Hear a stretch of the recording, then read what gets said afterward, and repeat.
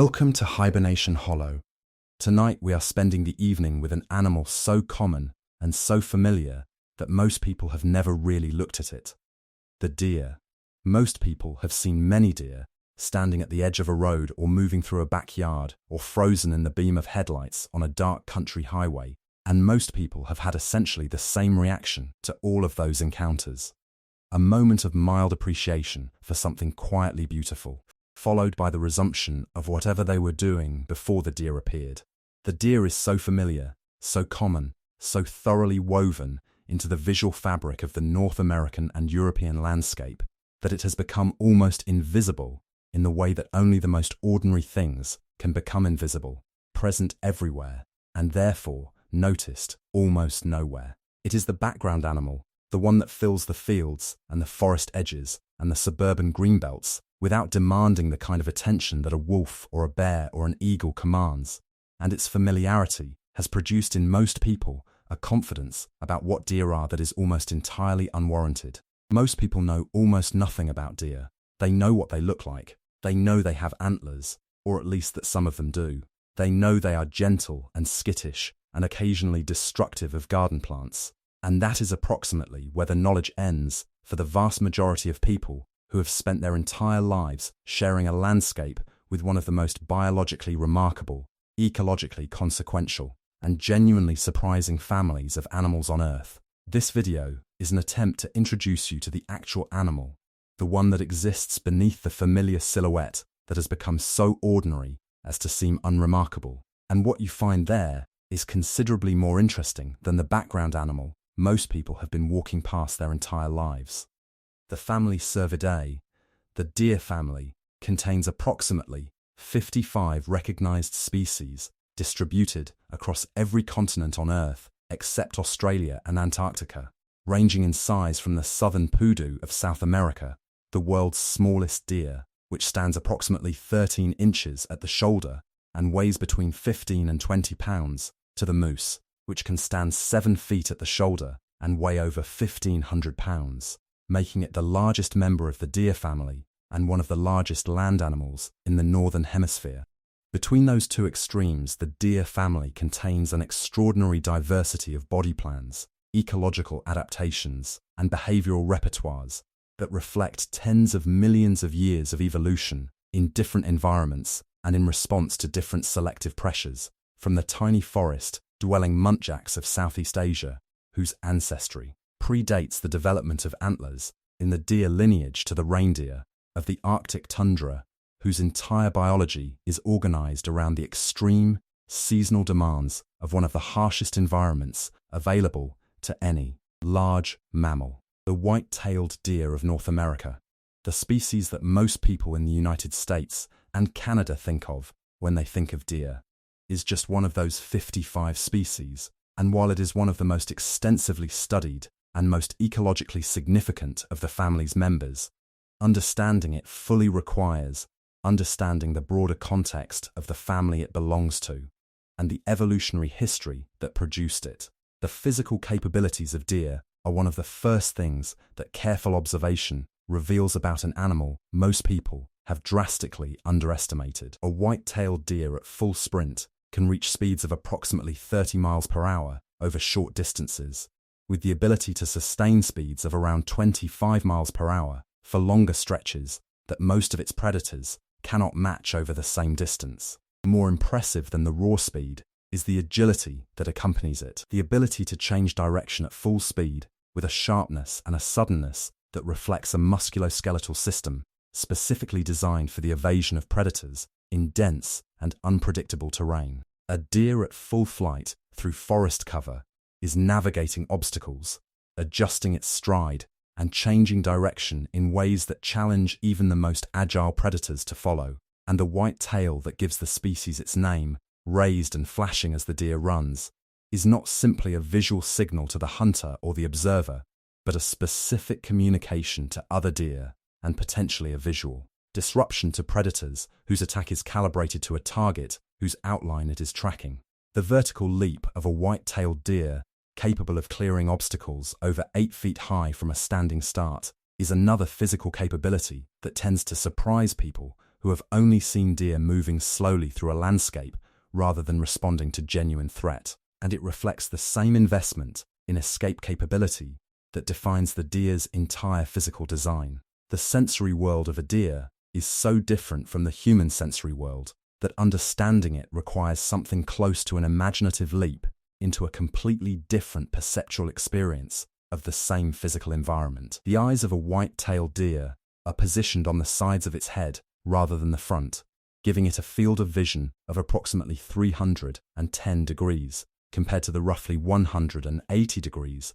available to a human, which means a deer can see almost everything around it simultaneously with only a small blind spot directly behind its head. This panoramic vision comes at a cost in depth perception and fine detail resolution in the forward direction, where the limited binocular overlap of the side-positioned eyes reduces the three-dimensional spatial information available to the deer compared to what a forward-facing predator with high binocular overlap, like a human or a wolf, can resolve. The trade-off reflects the deer's ecological role as a prey animal, whose survival depends more on detecting the presence of predators anywhere in its environment than on the precise depth judgment that a predator needs to accurately strike a moving target. The deer does not need to know exactly how far away the wolf is. It needs to know the wolf is there. The of-light detection capability of deer is one of the more recently documented and more genuinely surprising aspects of deer visual biology,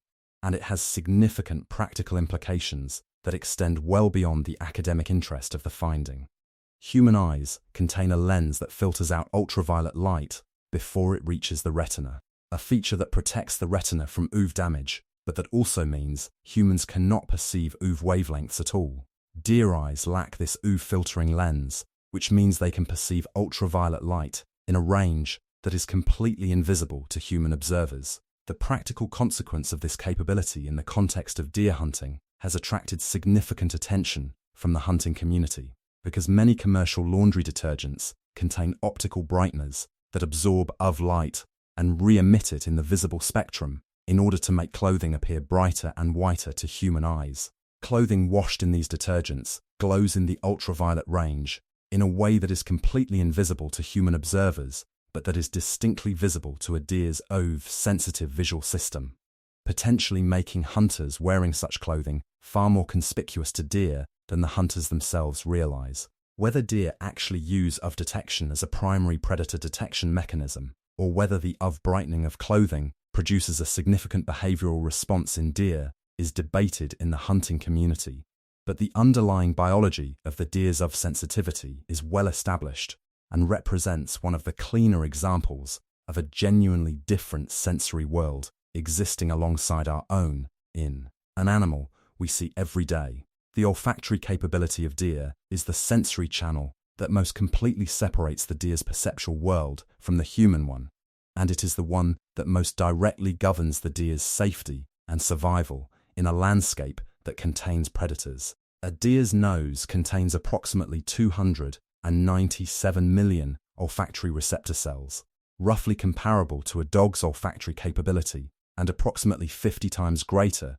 than the human olfactory system. And the behavioral consequence of this olfactory investment is a sense of smell that can detect human scent at distances of several hundred yards under favorable wind conditions, that can identify the specific identity, species, sex, reproductive status, and stress level of animals that have passed through an area hours earlier from the scent they left on vegetation and soil, and that provides the deer with a continuous chemical map of its environment whose richness and detail is genuinely difficult for a human observer to conceptualize. The nose of a deer is never still. Watch a deer in any context, and the nose is constantly working, sampling the air in small rapid movements that sweep chemical information from multiple directions into the olfactory system in a continuous process of environmental monitoring that does not pause when the deer is eating, resting, or apparently focused on something else entirely.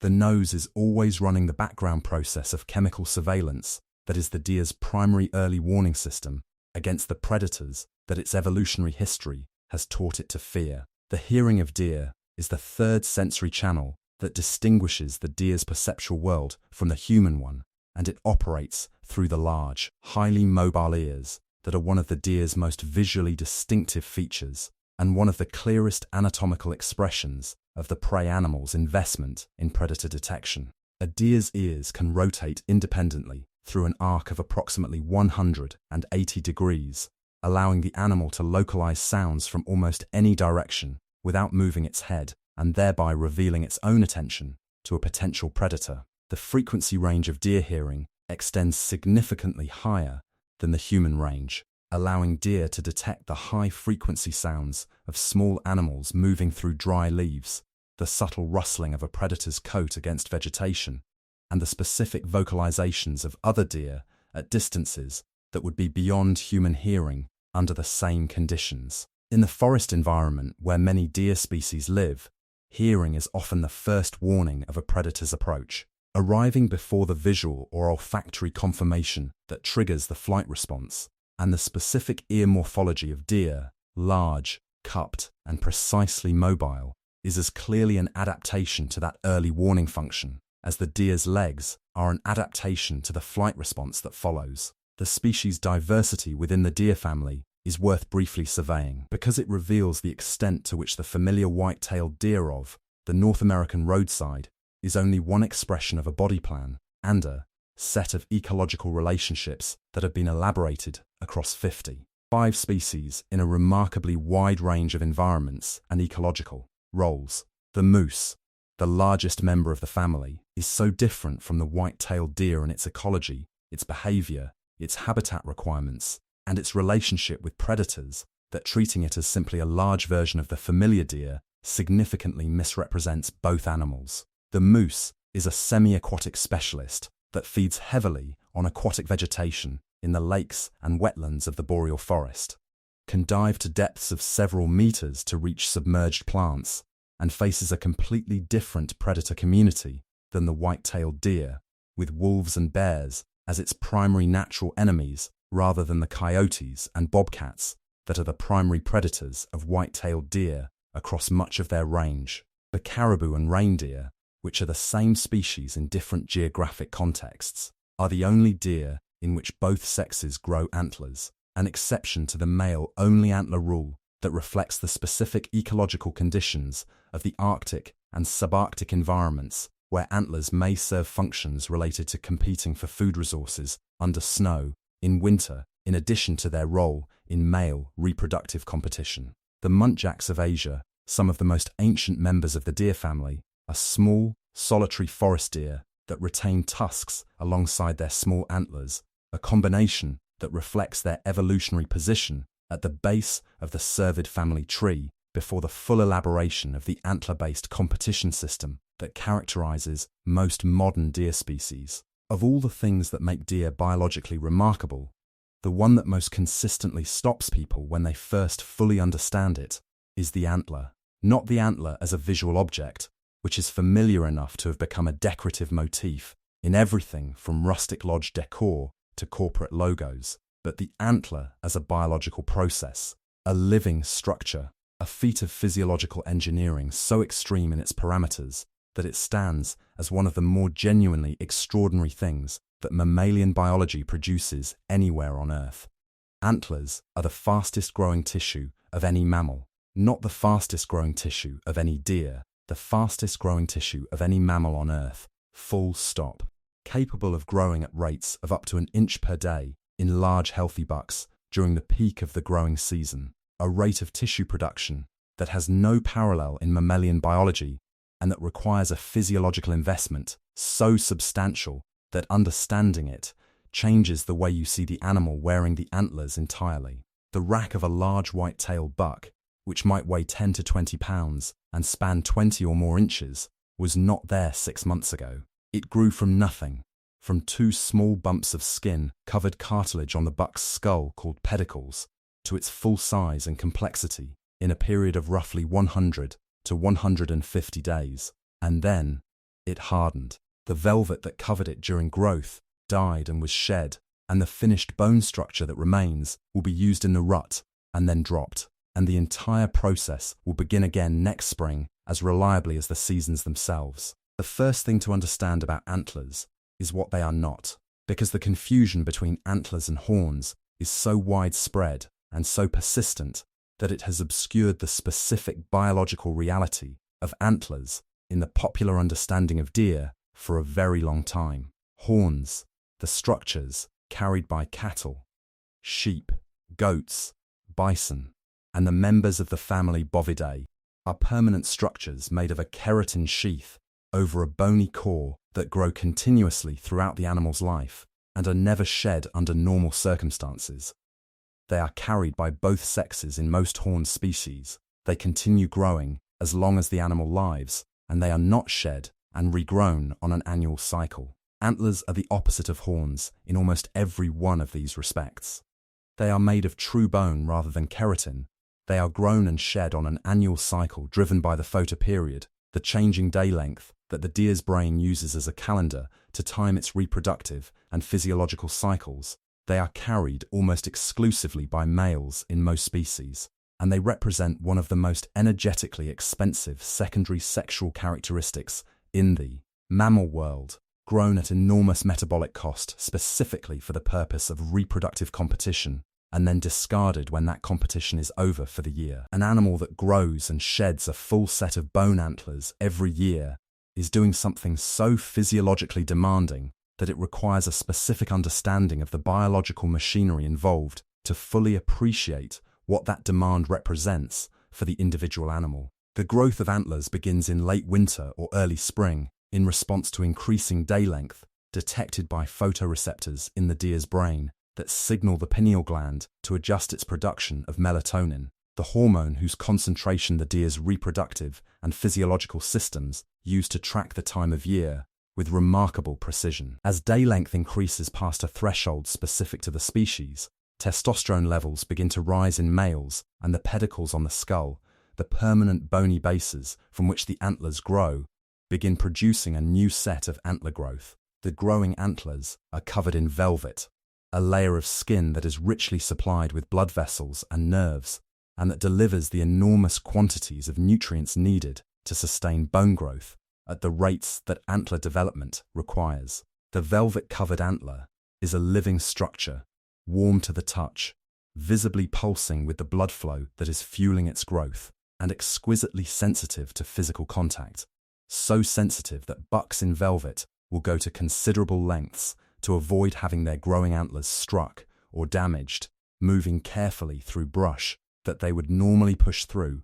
without hesitation and actively protecting the velvet-covered growth from contact that would be painful and potentially damaging to the developing structure beneath. The specific nutritional demands of antler growth during the velvet phase are substantial enough to significantly influence the buck's behavior and the ecology of the landscape it inhabits during the growing season. A large buck growing a substantial set of antlers is producing bone at a rate that requires massive inputs of calcium and phosphorus, the primary mineral components of bone, along with the protein, energy, and trace minerals that the growth process requires. Much of this mineral demand is met through a process called osteoporosis, in which the buck mobilizes calcium and phosphorus from its own skeletal bones and redirects it to antler growth during the peak of the growing season, a process that actually weakens the buck's skeleton during active antler growth before the mineral is replenished from dietary sources as the growing season progresses. The dietary behavior of bucks during the antler growing season reflects this nutritional demand, with bucks actively seeking out mineral-rich food sources, including specific soil types, mineral licks, and high-protein vegetation, in ways that differ markedly from their dietary behavior during other seasons, and that create observable patterns of habitat use that reflect the specific nutritional requirements of antler growth. As the days shorten in late summer and early fall, the changing photoperiod triggers a rise in testosterone that initiates the hardening of the antlers and the death of the velvet that has been supplying them. The velvet dies as its blood supply is cut off by the testosterone-driven constriction of the vessels that supplied it, and the buck strips the dead velvet from its now hardened antlers by rubbing them against trees, shrubs, and other vegetation, in a behavior that leaves the characteristic rubs on small diameter trees that deer hunters use as signs of buck activity in their hunting areas. The rubbing behavior is not simply a mechanical process of velvet removal, but also appears to serve a territorial signaling function, with the rubs leaving scent from glands near the buck's forehead on the rubbed vegetation in a way that communicates the buck's presence and potentially its size and competitive status to other deer that subsequently investigate the rub. A freshly made rub on a tree of substantial diameter in a known deer area is one of the most reliable indicators available to a hunter of the presence of a large buck, because small bucks tend to rub smaller diameter trees, and the diameter of the trees a buck chooses to rub correlates roughly with the size and the confidence of the individual making them. The finished hardened antlers that a buck carries into the rut are instruments of combat, display, and assessment that serve the specific function of mediating male reproductive competition in the least costly way that natural selection has found available. The most important function of antlers in the competitive context of the rut is not the direct combat of two bucks locked together and pushing against each other, which is the most dramatic and most visually compelling antler use behavior and the one most frequently depicted in wildlife photography and documentary footage. It is the assessment that precedes the decision to fight, the visual evaluation of a rival's antler size, symmetry, and mass that allows bucks to compare their competitive status with that of a rival before committing to the energetically costly and physically dangerous engagement of actual combat. A buck that can assess a rival's antlers and determine with reasonable accuracy that the rival is likely to win a direct confrontation can avoid that confrontation by retreating. And a buck that can advertise its own competitive quality through the size and the symmetry of its antlers can sometimes win access to does without fighting at all, simply because rivals assess its display and choose not to engage. The antler is both a weapon and an honest signal, and its effectiveness as a signal depends on the fact that it cannot be faked, because the antler's size and quality are direct reflections of the buck's genetic quality, its nutritional condition, and its age. Qualities that are genuinely relevant to the doe's interest in a high-quality mate and that the antler communicates with a reliability that makes it genuinely informative rather than simply decorative. The shedding of antlers at the end of the breeding season is triggered by the same photoperiod-driven hormonal system that initiated their growth, with falling testosterone levels in late winter or early spring, causing the connection between the antler and the pedicle to weaken and eventually fail, dropping the antler to the ground where it becomes an important source of calcium, phosphorus, and other minerals for the rodents, rabbits, porcupines, and other animals that gnaw on shed antlers and absorb their mineral content in a process of nutrient recycling that connects the deer's annual antler cycle to the broader nutrient dynamics of the ecosystem it inhabits. Shed antlers are consumed so rapidly by the animals that seek them out that they are rarely found intact in the wild,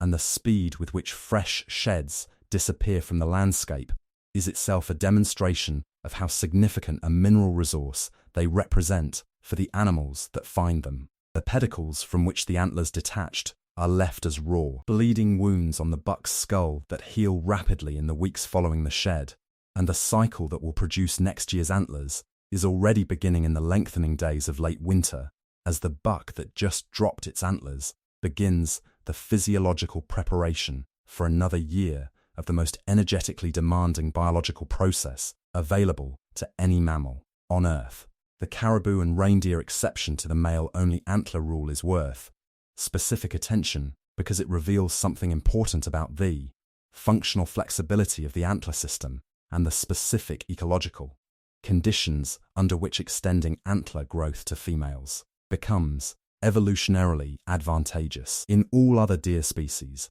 the energetic cost of antler production is borne exclusively by males because the antlers serve a reproductive function, male-to-male competition, that is specific to males. In caribou and reindeer, both sexes grow antlers, and the explanation for this exception lies in the specific ecology of the Arctic and subarctic environments where these animals live, where the competition for access to food, cached under snow during the long Arctic winter, is intense enough that females that can use their antlers to defend feeding craters in the snow from competitors have a significant survival and reproductive advantage over females without antlers. The female caribou retains her antlers through the winter, while males shed theirs after the rut in the fall, giving her a competitive advantage over the antlerless males during the period when food competition under snow is most intense, a specific inversion of the typical deer pattern that reflects the specific selective pressures of an environment where winter food competition is as important a driver of antler evolution as summer reproductive competition. The antler records that have been documented in white-tailed deer and other species reflect the extreme upper end of what the antler growth system can produce under conditions of exceptional nutrition, genetics, and age, and they are genuinely impressive as demonstrations of what the biological process described in the preceding paragraphs can achieve at its maximum expression. The largest typical white-tailed deer antlers ever recorded score over 213 inches on the Boone and Crockett scoring system, a measurement that incorporates main beam length, tine length, mass measurements, and spread in a formula designed to capture the overall size and symmetry of the antler. The largest non-typical antlers, which include abnormal points and other atypical growth features that are excluded from the typical scoring system, score considerably higher, with some recorded sets exceeding 300 inches of total antler measurement. The specific genetic and nutritional conditions that produce such extreme antler growth are the subject of active research in both the scientific community and the deer management community, where the production of large antlered bucks has become a significant management objective in many private hunting operations, and where the genetics of antler growth are being studied with increasing sophistication as genomic tools make the identification of the specific genes influencing antler development more accessible than it has ever been. There is a period in the life of a white-tailed buck that transforms it so completely from the animal it is for the other 10 months of the year that hunters, researchers, and anyone who has observed deer across seasons will tell you that a buck in the rut is functionally a different animal from the buck that was moving quietly through the summer woods a few weeks before. The rut, the annual breeding season of deer, is driven by one of the most powerful hormonal surges available to any mammal, a testosterone-driven physiological and behavioral transformation that overrides the buck's normal caution, its normal feeding patterns, its normal sleep schedule, its normal relationship with its own safety, and replaces all of it with a single consuming biological imperative that will cost the buck a significant fraction of its body weight, expose it to levels of physical danger and exhaustion that kill a meaningful percentage of the bucks that go through it, and in some cases drive it to behaviors so far outside its normal behavioral repertoire that the animal engaging in them would be unrecognizable to someone who had only ever observed deer outside the breeding season. Understanding the rut is one of the keys to understanding deer, not just because it is the most dramatic and the most biologically significant event in the annual life of a deer, but because it reveals things about deer physiology, deer social structure, deer communication, and the evolutionary pressures that have shaped the species that are not visible in any other context. The timing of the rut is controlled by the same photoperiod-driven hormonal system that governs antler growth and shedding, with the shortening days of autumn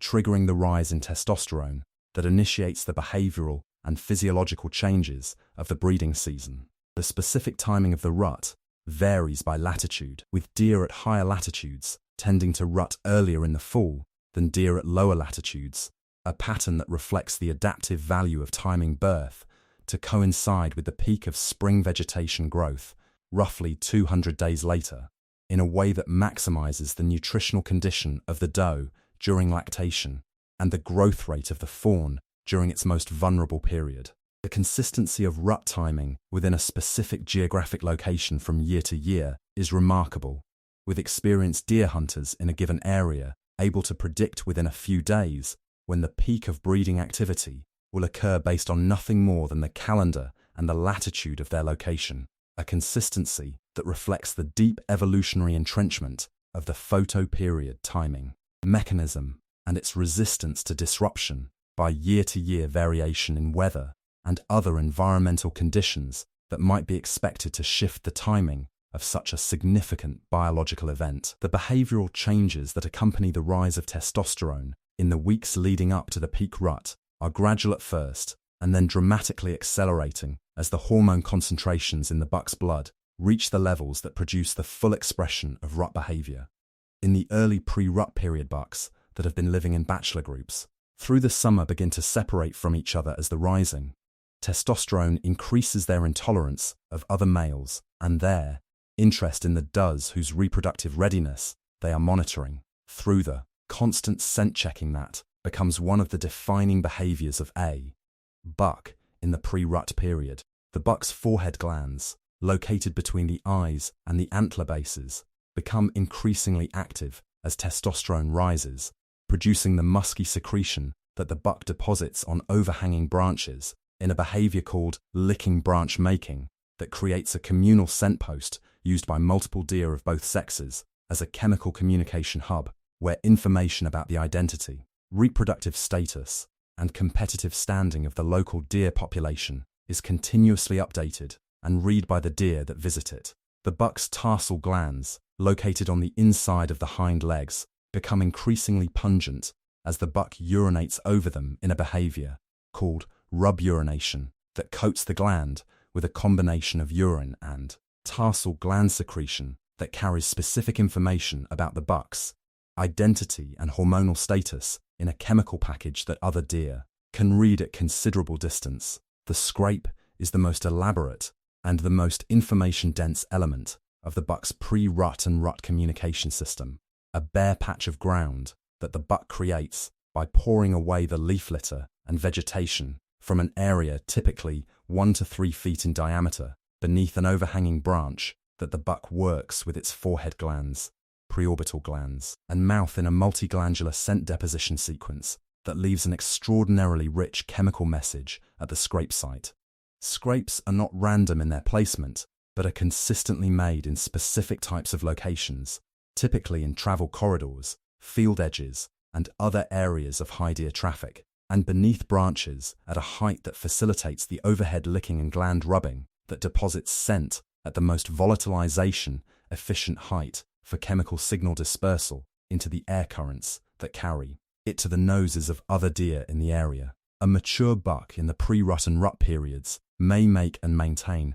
dozens of scrapes across its home range, visiting them regularly to refresh the scent deposits and to check for the scent of does that have visited and left their own chemical signatures in the disturbed soil, and the network of scrapes that a mature buck maintains across its range constitutes a chemical communication infrastructure of considerable complexity whose function is to advertise the buck's presence and competitive status to rival bucks and to monitor the reproductive status of the does in the area. The vocalizations that bucks produce during the rut are another dimension of the communication system that most people who have not spent time in the deer woods during the breeding season are largely unaware of, because the popular image of the deer as a quiet, nearly silent animal does not prepare most people for the range and the volume of the sounds that bucks produce when their hormones are fully engaged. The grunt is the most commonly heard buck vocalization during the rut,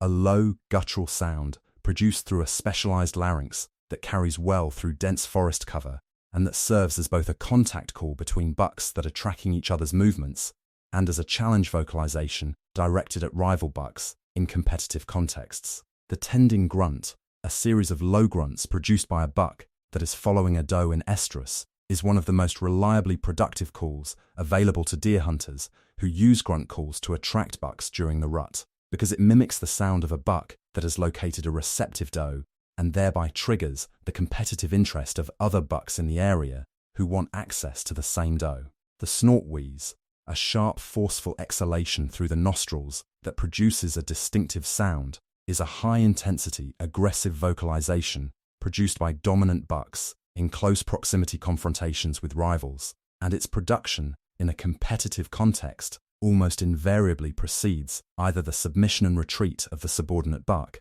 or the escalation to physical combat if the rival does not back down. The sparring and fighting that occur between bucks during the rut are often conflated in popular accounts as a single behavior, but they are functionally and motivationally distinct in ways that matter for understanding how bucks use the rut's competitive interactions to assess rivals and manage reproductive competition. Sparring, which occurs throughout the pre-rut and early rut period, and sometimes involves bucks of significantly different sizes, is a low-intensity social behavior in which two bucks engage their antlers in a gentle pushing contest that allows them to assess each other's strength and competitive capability without the full commitment and full risk of actual combat. Sparring bucks are generally relaxed in their body posture, move slowly and deliberately, and disengage easily when either individual chooses to stop, in stark contrast to the full body tension, rapid movement, and total commitment of actual combat between evenly matched rivals competing for access to a specific doe. The information gathered during sparring bouts appears to influence the subsequent behavior of the participants in competitive contexts throughout the rut, with bucks that have established a competitive relationship through sparring less likely to escalate to full combat when they encounter each other later in the season. Full antler combat between evenly matched bucks is one of the most physically demanding and most genuinely dangerous events in the life of a white-tailed deer. A clash of bodies and bone that can last from a few seconds to more than 30 minutes in closely matched contests, and that carries real risks of injury and death for both participants. The specific injuries that fighting bucks sustain include puncture wounds from tine penetration of the body, eye injuries from tines that reach over or around the antler rack, broken antler tines that compromise the buck's competitive display for the remainder of the season, and in documented cases, the catastrophic entanglement of the antlers of two fighting bucks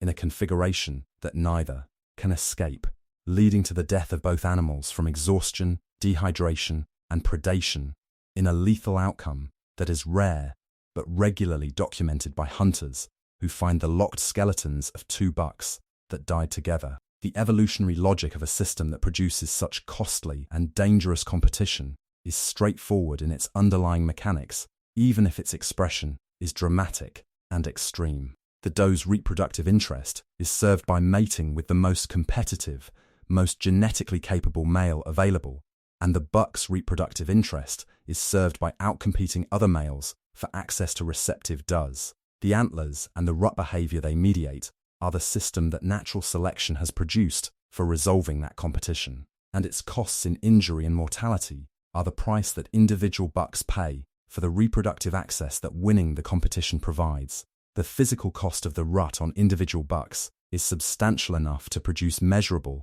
and sometimes dramatic changes in body condition over the course of the breeding season, and the mortality that follows the rut in late fall and early winter reflects the degree to which the rut depletes the energy reserves that bucks need to survive the nutritional stress of winter. A mature buck entering the rut in peak body condition may carry 30% or more of its body weight as fat reserves accumulated during the summer and early fall feeding period, and it may lose half or more of those reserves over the course of the rut as the combination of reduced feeding, constant movement in search of does, and the energetic demands of maintaining competitive behavior depletes the caloric stores that winter survival requires. Bucks that enter the rut in poor body condition, that are injured during rut combat, or that experience an unusually long or demanding rut season are particularly vulnerable to the winter mortality that follows, and in populations with high buck-to-doe ratios that extend the competitive period of the rut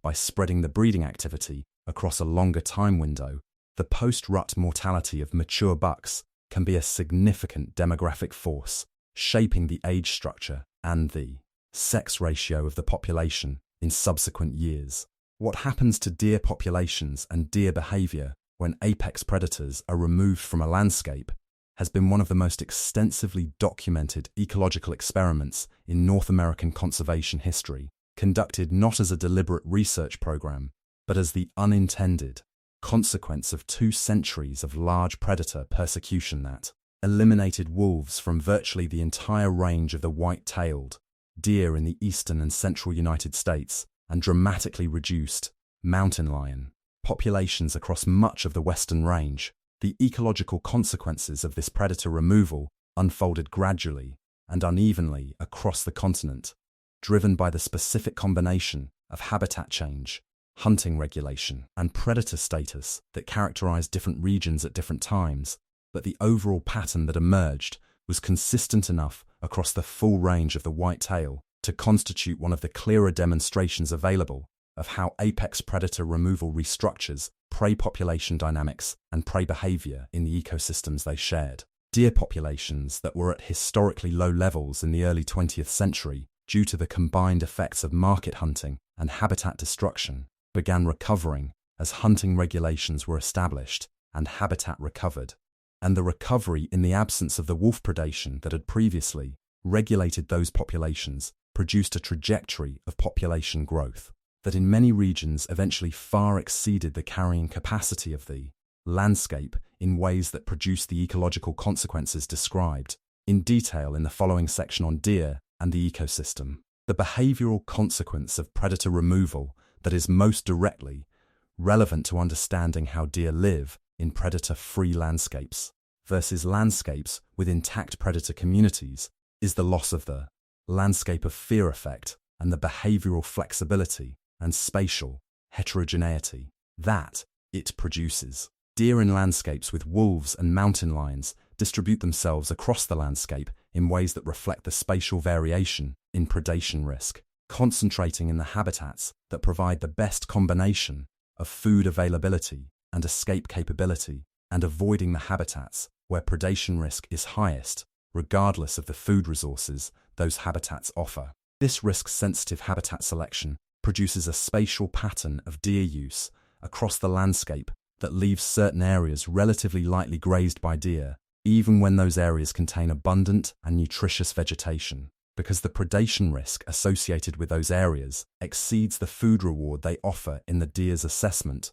of the cost-benefit ratio of using them. In predator-free landscapes, deer make their habitat selection decisions based almost entirely on food availability and thermal comfort, without the predation risk component that modifies those decisions in predator-inhabited landscapes, and the result is a more uniform distribution of deer grazing pressure across the landscape that eliminates the spatial refugia from heavy grazing that the landscape of fear produces in predator-inhabited systems. The relationship between deer and coyotes in the contemporary North American landscape is one of the more ecologically interesting consequences of wolf removal, because the elimination of wolves from most of the whitetail's range has allowed coyote populations to expand dramatically into the ecological space that wolves previously occupied, and has in some regions produced a novel predator-prey relationship between coyotes and deer that has no direct historical precedent in the evolutionary history of either species. In the eastern United States, coyotes were historically a western species whose range did not extend into the eastern forests, where white-tailed deer were most abundant. But the elimination of wolves from the east and the subsequent fragmentation and opening of the eastern forest by agriculture and development allowed coyotes to expand their range eastward across the continent in the 20th century, reaching the Atlantic coast by the 1990s and establishing breeding populations in every eastern state and province. The eastern coyote that colonized the east in the wake of wolf removal is not simply a transplanted western coyote, but is in many populations a hybrid between western coyotes and the remnant wolf populations of the Great Lakes region, producing a larger, more wolf-like canid that is more capable of taking adult deer than the smaller western coyote, and that has become a significant predator of white-tailed deer fawns, and in some regions of adult deer across the eastern range of the white-tail. The ecological role that eastern coyotes play as partial substitutes for the wolf in regulating deer populations in the absence of wolves is real but limited, and the behavioral response of deer to coyote predation risk, while genuine, does not produce the full landscape of fear effect that wolf presence generates, because the coyote's hunting strategy and its ability to take adult deer are both substantially less than the wolf's. The reintroduction of wolves to Yellowstone and its subsequent effect on elk behavior has already been described in the wolf section of this video, but the specific consequences for deer behavior in the park and the surrounding region deserve specific mention here, because they illustrate with particular clarity the speed and the completeness with which deer and elk behavioral responses to predator presence can emerge in a population that had been predator-free for decades before the reintroduction. Within months of the Yellowstone wolf reintroduction in 1995, researchers monitoring elk and deer behavior in the park began observing the behavioral shifts in habitat use and vigilance behavior that the landscape of fear model predicted, with ungulates that had been using valley bottom habitats with apparent impunity beginning to avoid those habitats during daylight hours and concentrating their activity in the upland habitats where their detection of approaching wolves was facilitated by the open terrain and where their escape options were more numerous. The speed of this behavioral response, emerging within a single season from animals that had no individual experience of wolf predation, suggested that the behavioral responses to apex predator presence are not purely learned, but have a strong innate component that is rapidly expressed when the relevant predatory stimulus is introduced into the environment, a finding that has significant implications for the management of prey populations in the context of large predator reintroduction programs. The specific terrain features and habitat characteristics that deer use to manage predation risk in landscapes where predators are present reveal the sophistication of the deer's spatial intelligence and its ability to integrate information about predator hunting strategies with detailed knowledge of the local landscape to make moment-by-moment decisions about where to be and how to behave that minimize predation risk while maximizing the foraging, resting, and social opportunities that daily life requires. Deer in wolf country consistently select bedding sites on terrain features that provide a wide field of view in the downwind direction, where the deer's nose is monitoring for predator scent and good escape options in the upwind direction, where the deer's eyes and ears are monitoring for visual and auditory predator cues. They approach water sources and other attractants at times and from directions that minimize the opportunity for ambush, often circling downwind of a water source to scent check it for predator presence before approaching. And they use the thermal air currents that shift between valley bottom and upland habitats at dawn and dusk to position themselves so that their scent is carried away from the direction from which predators are most likely to approach. The sophistication of this risk management behavior, which integrates knowledge of predator hunting strategies, knowledge of local terrain, knowledge of wind and thermal patterns, and real-time sensory information from all three primary sensory channels, is one of the clearest expressions of the deer's cognitive capability available to a careful observer, and one that most people who think of deer as simple reactive animals have never had occasion to appreciate. The ecological role of deer in the ecosystems they inhabit is one of the most consequential and most frequently overlooked aspects of deer biology, overlooked not because it is subtle or difficult to observe, but because the ecological effects of deer are so thoroughly woven into the background condition of the landscapes most people move through that they have become invisible in the way that only the most pervasive and most long-standing influences on a system can become invisible. Deer are not simply animals that live in ecosystems. They are forces that shape those ecosystems at a fundamental level, influencing the composition and the structure of the vegetation through their selective browsing, the distribution of seeds and nutrients through their movement and their waste, the dynamics of the predator and scavenger communities through the food they provide as prey and as carrion, and the physical characteristics of the soil and the waterways through the patterns of their movement and their use of the landscape. Understanding what deer do to an ecosystem, both in the presence of the natural controls on their populations that keep their ecological role within the bounds that the ecosystem has historically accommodated, and in the absence of those controls, when deer populations grow to levels that exceed what the system can absorb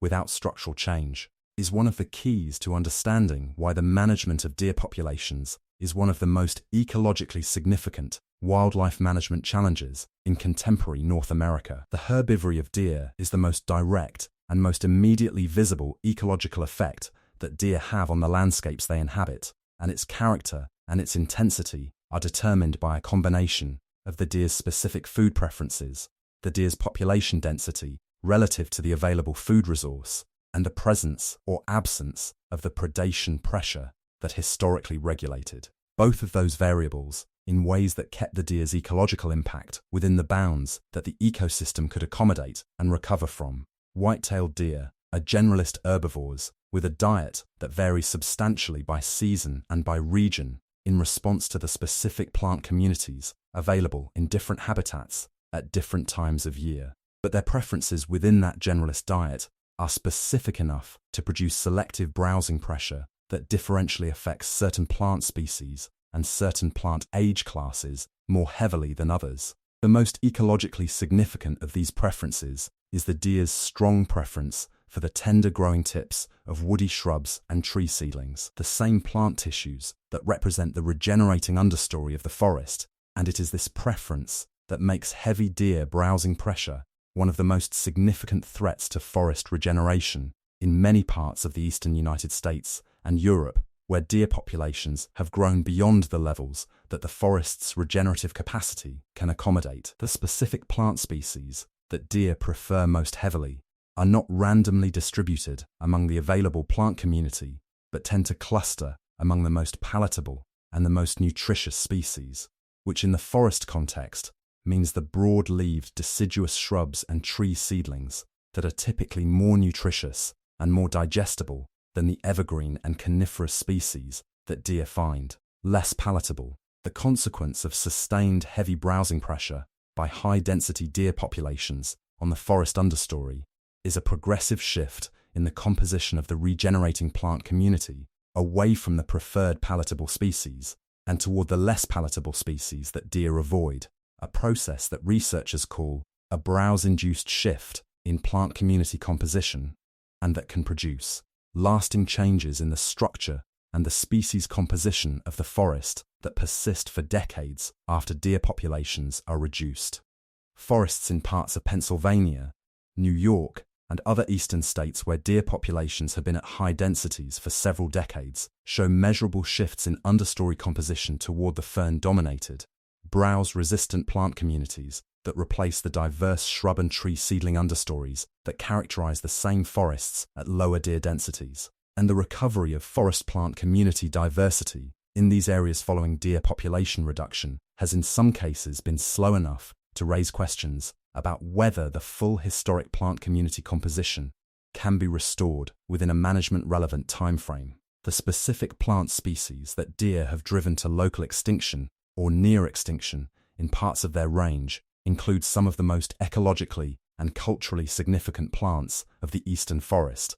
a list that includes several species of native orchids whose slow growth rates and limited dispersal capability make them incapable of recovering from browsing pressure fast enough to maintain themselves in areas of persistent heavy deer use. Several species of native lilies and other woodland wildflowers whose above-ground portions are consumed as soon as they emerge in spring before they can complete their reproductive cycle, and the American yew, a native conifer that was historically common in the understory of eastern forests and that has been eliminated from large portions of its range by deer browsing in a decline so thorough that most people living in those areas have never seen a wild yew and would not recognize one if they did. The loss of these plant species from the understory of eastern forests represents a genuine, and in some cases, potentially irreversible reduction in plant community diversity that has cascading consequences for the insects,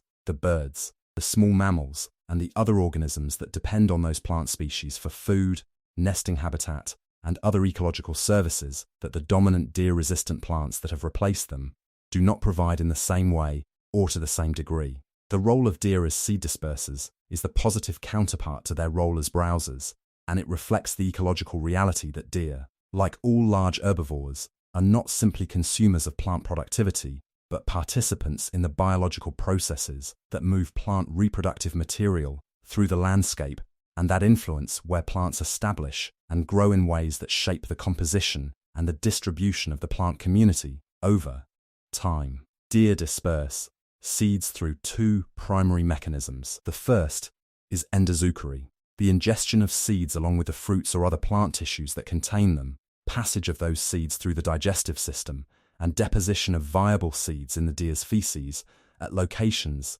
that may be distant from the parent plant and that may provide favorable germination conditions if the deer's fecal deposit happens to land in a gap or a disturbed area, where light and soil conditions favor seedling establishment. The second is epizookery, the attachment of seeds equipped with hooks, barbs, or sticky surfaces to the deer's coat during movement through vegetation,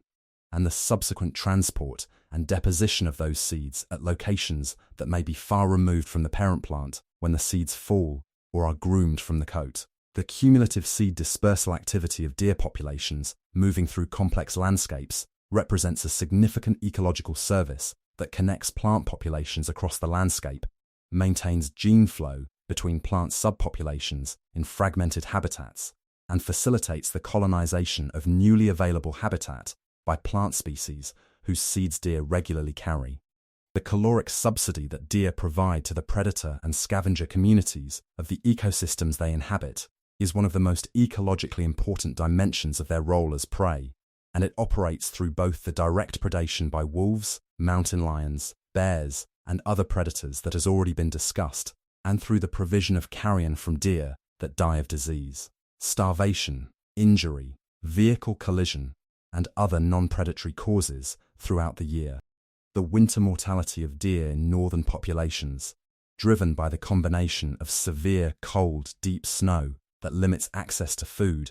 and the energetic demands of maintaining body temperature in extreme conditions, provides a concentrated pulse of carrion resources in late winter and early spring that supports the scavenger community of the northern forest at a critical time of year when other food sources are at their annual minimum. The specific scavenger species that depend on deer carrion include ravens, eagles, coyotes, foxes, fishers, and a range of smaller carnivores and omnivores whose populations are supported at levels that the primary productivity of the landscape alone would not sustain, and whose ecological roles in turn influence the dynamics of the smaller prey species and plant communities that they interact with. The deer is not simply a consumer of the ecosystem's primary productivity. It is a conduit through which that productivity moves into the higher trophic levels of the food web in ways that support a community of secondary consumers whose ecological roles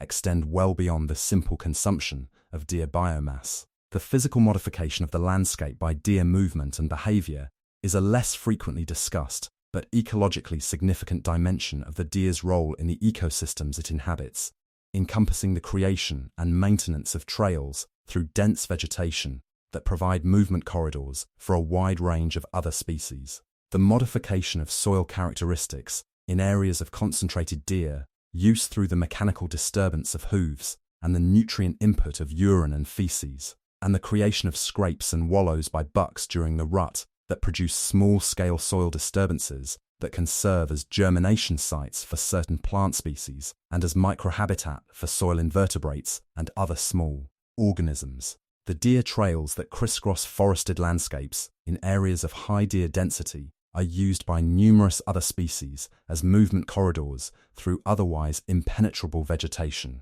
and their maintenance through the regular passage of deer keeps them open and accessible to the wide range of animals that use them without contributing to their creation. The nutrient input from deer urine and feces, while less concentrated than the nutrient input from a carcass or a kill site, is spatially extensive and represents a significant redistribution of nutrients from the plant community where the deer feeds to the specific locations where it rests, beds, and defecates, a redistribution that can influence local plant community composition and productivity in measurable ways in areas of concentrated deer use. The ecological damage of overabundant deer populations in suburban and exurban areas is one of the more politically charged wildlife management issues in contemporary North American conservation, because it brings the abstract ecological consequences of deer overabundance into direct contact with the daily experience of homeowners,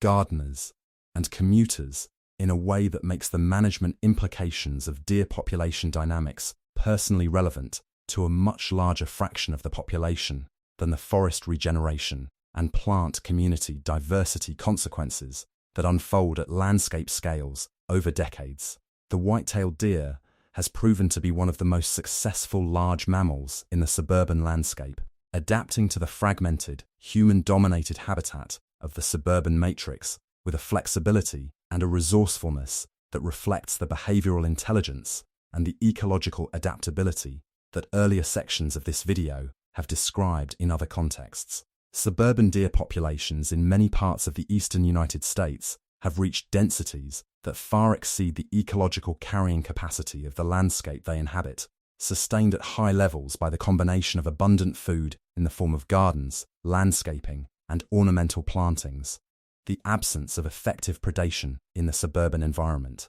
and the social and political resistance to lethal deer management in communities where deer are perceived as charismatic wildlife rather than as the ecologically disruptive, overabundant herbivores that their population density makes them in many suburban contexts. The vehicle collision consequences of high deer population densities in suburban and rural landscapes represent one of the most direct and most economically significant costs that deer overabundance imposes on human communities, with approximately 1.5 million deer vehicle collisions occurring annually in the United States, resulting in approximately 200 human fatalities, 17,000 injuries, and over $1 billion in vehicle damage and associated costs every year. The seasonal pattern of deer vehicle collisions reflects the behavioral changes of the rut, with the peak of collision frequency occurring in October and November, when bucks are moving extensively through the landscape in search of does, and crossing roads and highways at times and in places that bring them into contact with vehicle traffic at rates far exceeding the baseline collision frequency during the rest of the year. The specific distribution of deer vehicle collisions across the landscape reflects the same landscape features that influence deer movement generally, with collision hotspots consistently occurring at the locations where deer movement corridors cross roads and highways in a pattern that is predictable enough to guide the placement of warning signs, wildlife crossing structures, and other collision reduction infrastructure that has been shown to meaningfully reduce collision rates where it has been implemented with adequate attention to the specific movement patterns of the local deer population. The story of the white-tailed deer in North America is, depending on where you begin it, either one of the most dramatic wildlife collapses in the history of the continent or one of the most extraordinary wildlife recoveries, and the specific historical trajectory that connects those two characterizations is one of the more instructive case studies available in the broader history of North American wildlife conservation, revealing with unusual clarity the specific human decisions and human institutions that can drive a wildlife population from abundance to near extinction, and the specific human decisions and human institutions that can reverse that trajectory and restore a species to abundance across a landscape from which it had largely disappeared. The white-tailed deer at the beginning of the 20th century was a species in genuine crisis across most of its historical range in the eastern and central United States, reduced by a combination of unrestricted market hunting, habitat destruction, and the absence of any regulatory framework governing wildlife harvest to population levels that represented a small fraction of the historic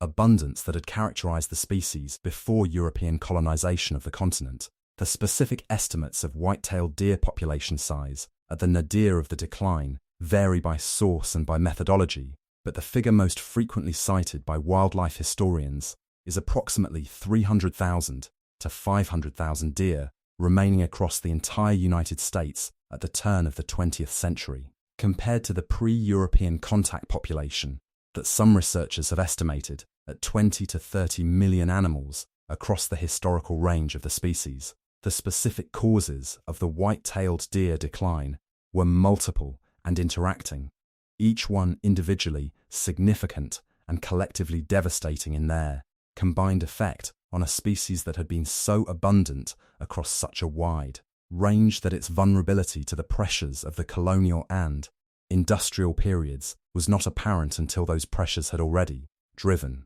it to a fraction of its historical numbers. Market hunting, the commercial harvest of deer for venison and hides sold in urban markets, was the most immediate and the most intensive cause of the decline in the 19th century, prosecuted with a thoroughness and an efficiency that the expanding transportation network of the industrial era made possible in ways that had not been available to earlier hunters. The railroads that opened the eastern and midwestern forests to commercial exploitation in the decades after the Civil War allowed market hunters to penetrate areas that had previously been too remote for the commercial venison trade to be economically viable, and to ship the products of their harvest to the urban markets of the eastern seaboard and the Midwest in volumes that the pre-railroad transport system could not have supported. The absence of any regulatory framework governing the scale or the timing of wildlife harvest during the primary period of market hunting meant that the commercial pressure on deer populations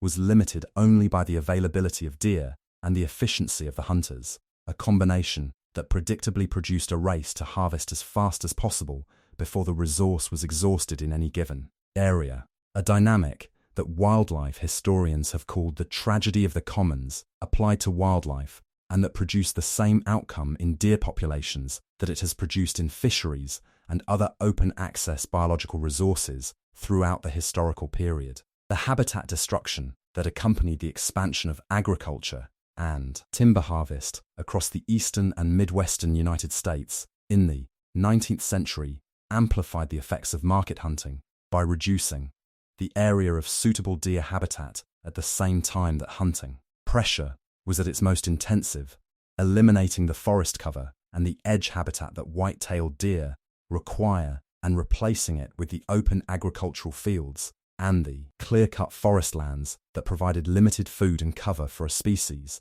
whose ecology is specifically adapted to the forest and forest edge environments of the eastern deciduous forest region. The specific combination of habitat loss and intensive hunting pressure that characterized the late 19th century was sufficient to drive local deer populations to functional extinction across large portions of the whitetail's historical range, with deer becoming genuinely rare or absent from states like Pennsylvania, New York, and much of the Midwest by the 1890s, in areas where they had been abundant within living memory, and where their absence was remarked upon by contemporaries who had experienced the earlier abundance. The regulatory and institutional responses that halted the decline and eventually reversed it represent some of the earliest and most consequential wildlife conservation achievements in American history, establishing the legal and institutional framework that has governed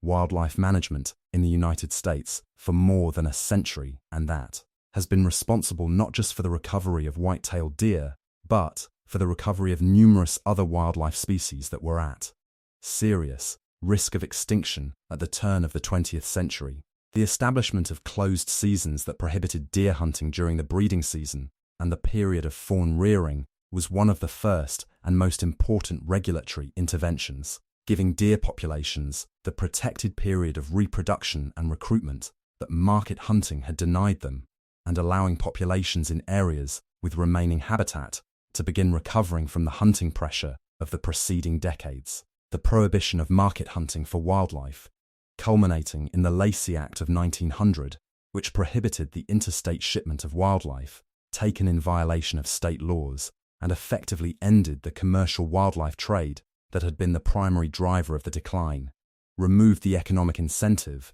for the most intensive harvest pressure, and allowed the subsistence and sport hunting that replaced it to be regulated at levels compatible with population recovery rather than population exhaustion. The specific wildlife management practices that accelerated deer recovery beyond the baseline recovery that hunting regulation alone would have produced included the active translocation of deer from areas of recovering population to areas where deer had been completely eliminated, a program that moved deer from states with recovering populations to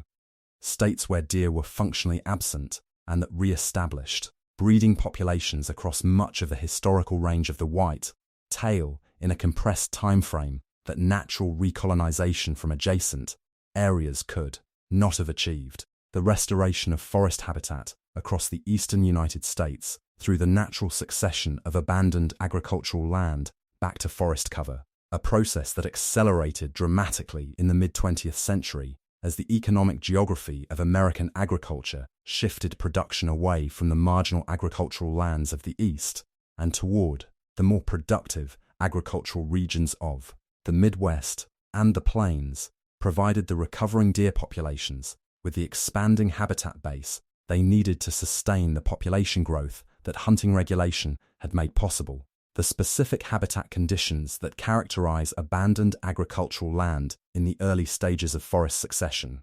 a mix of herbaceous vegetation, shrubby growth, and young forest that provides both abundant food and cover in close proximity, are among the most productive white-tailed deer habitats available, and the expansion of this early successional habitat across millions of acres of the eastern United States in the mid-20th century was a significant driver of the deer population recovery that occurred across the same period. The trajectory of white-tailed deer population recovery over the course of the 20th century represents one of the most dramatic reversals of wildlife population decline in the history of North American conservation. A story that begins with a species at the edge of functional extinction across most of its range and ends with a species so thoroughly recovered that its overabundance has become one of the primary wildlife management challenges across much of that same range. The white-tailed deer population of the United States, estimated at roughly 500,000 animals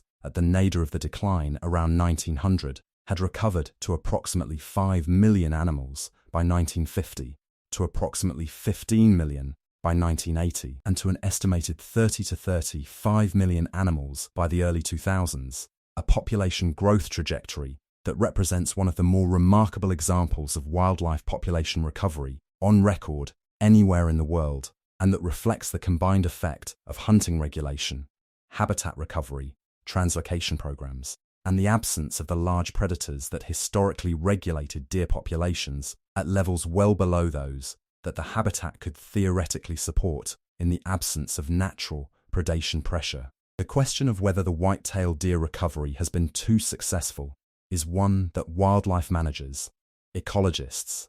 farmers, foresters, suburban residents, and hunters answer differently depending on their specific relationship with deer and the specific consequences of deer overabundance that are most salient in their particular context. But the ecological evidence that deer populations across much of the eastern United States are at levels that exceed what the forest ecosystem can accommodate without structural degradation is sufficiently clear and sufficiently consistent to be treated as a factual statement rather than a contested value judgment. The forest regeneration consequences described in the previous section, the vehicle collision statistics, the agricultural crop damage that white-tailed deer cause across the agricultural regions of their range at a cost estimated at hundreds of millions of dollars annually, and the role of overabundant deer as the primary reservoir host of the black-legged tick, whose expansion has driven the dramatic increase in Lyme disease incidence across the eastern United States in recent decades are all measurable and documented consequences of deer populations that are operating above the ecological carrying capacity of the landscapes they inhabit in ways that impose real costs on both the ecological and the human communities that share those landscapes. The doe's experience of the rut is considerably less dramatic than the buck's, but is governed by its own hormonal cycle and its own specific behavioral changes that reflect the doe's interest in assessing the quality of the males competing for access to her and in timing her mating to coincide with the peak of her fertility. A doe comes into estrus for a period of approximately 24 to 36 hours, during which she will accept mating, and if she is not successfully bred during that window, she will cycle again approximately 28 days later in a second estrus that extends the overall breeding season and provides a second opportunity for does that were not bred on their first cycle. The doe's behavior during the approach of estrus includes increased movement through her home range, increased scent deposition at scrapes and licking branches, and specific behavioral cues that bucks read as signals of her reproductive readiness and that trigger the following and tending behavior of the bucks that detect her. The doe is not a passive participant in the mating process, but an active assessor of the bucks competing for access to her, capable of running from bucks she does not accept, of leading pursuing bucks on extended chases that test their endurance and their competitive persistence, and of showing clear preferences for specific individuals in competitive situations where she has a meaningful choice. Among rivals, The sensory world of a deer has already been introduced in the first section of this video, in the context of the specific capabilities of the eye, the ear, and the nose as individual organs, but understanding how those senses work together as an integrated system, and understanding the specific communication channels that deer use to convey information to each other through those senses, requires going considerably deeper into the specific biology and the specific behavioral repertoire that makes deer one of the more sophisticated communicators among the hoofed mammals. The deer that most people see standing at the edge of a field or frozen at the roadside is not simply reacting to its environment in a reflexive and unthinking way. It is processing an extraordinarily rich stream of sensory information from 3 separate high-performance sensory channels simultaneously, integrating that information with a detailed spatial memory of its home range and a social memory of the specific individuals it shares that range with, and producing behavioral responses that reflect a level of environmental and social awareness that the casual observer almost never recognizes in the animal they are watching. The integration of the deer's 3 primary sensory channels,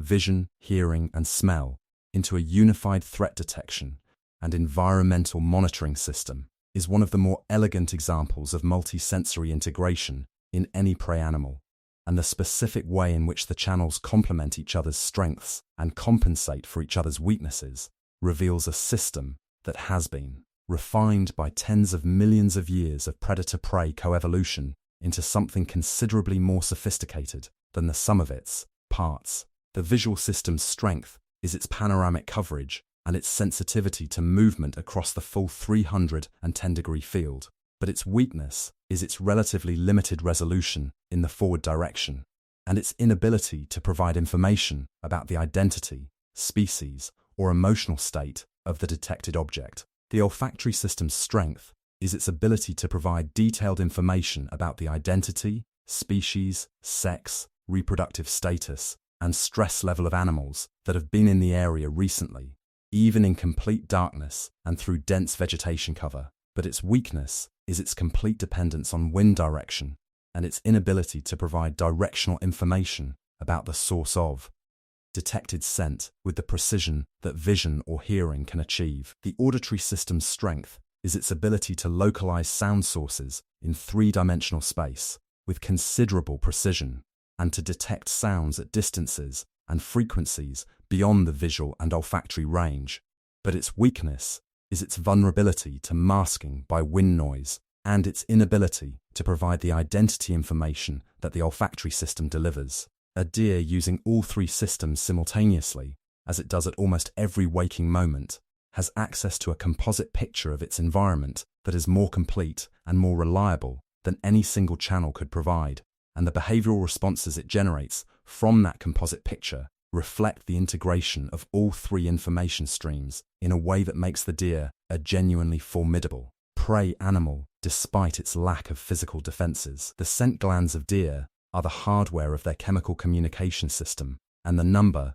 the location, and the specific chemical products of those glands reveal a communication infrastructure of considerable complexity that operates largely below the threshold of human perception, and that most people who watch deer regularly are entirely unaware of. The white-tailed deer has at least 6 distinct scent glands whose secretions carry specific types of social information in chemical form, and the deer's behavior around these glands, the specific contexts in which they are activated, the specific behaviors through which their products are deposited in the environment, and the specific responses that other deer show when they encounter those deposits, constitute a chemical language whose vocabulary researchers have been working to characterize for decades, and whose full complexity is still not completely understood. The tarsal glands, the most pungent and the most behaviorally significant of the white-tail's scent glands, are located on the inside of the hind legs at the hock joint and produce a musky secretion whose chemical composition encodes information about the individual's identity, sex, age, reproductive status, and dominant status in a chemical signature that other deer can read with remarkable precision. During the rut, bucks perform rub urination over their tarsal glands repeatedly throughout the day, creating a concentrated chemical advertisement of their presence and their competitive status that carries in the wind, and that other deer respond to in ways that reflect their specific social relationship with the signaling individual. The metatarsal glands, located on the outside of the lower hind leg, are among the least understood of the white-tail's scent glands, and their function remains a subject of debate among deer researchers who have proposed roles ranging from alarm signaling to species identification to individual recognition without reaching a consensus on their primary function. The interdigital glands, located between the toes of all 4 feet, deposit scent with every step that the deer takes, leaving a trail of chemical information that other deer can follow to locate the trail maker, and that encodes information about the identity and the direction of travel of the individual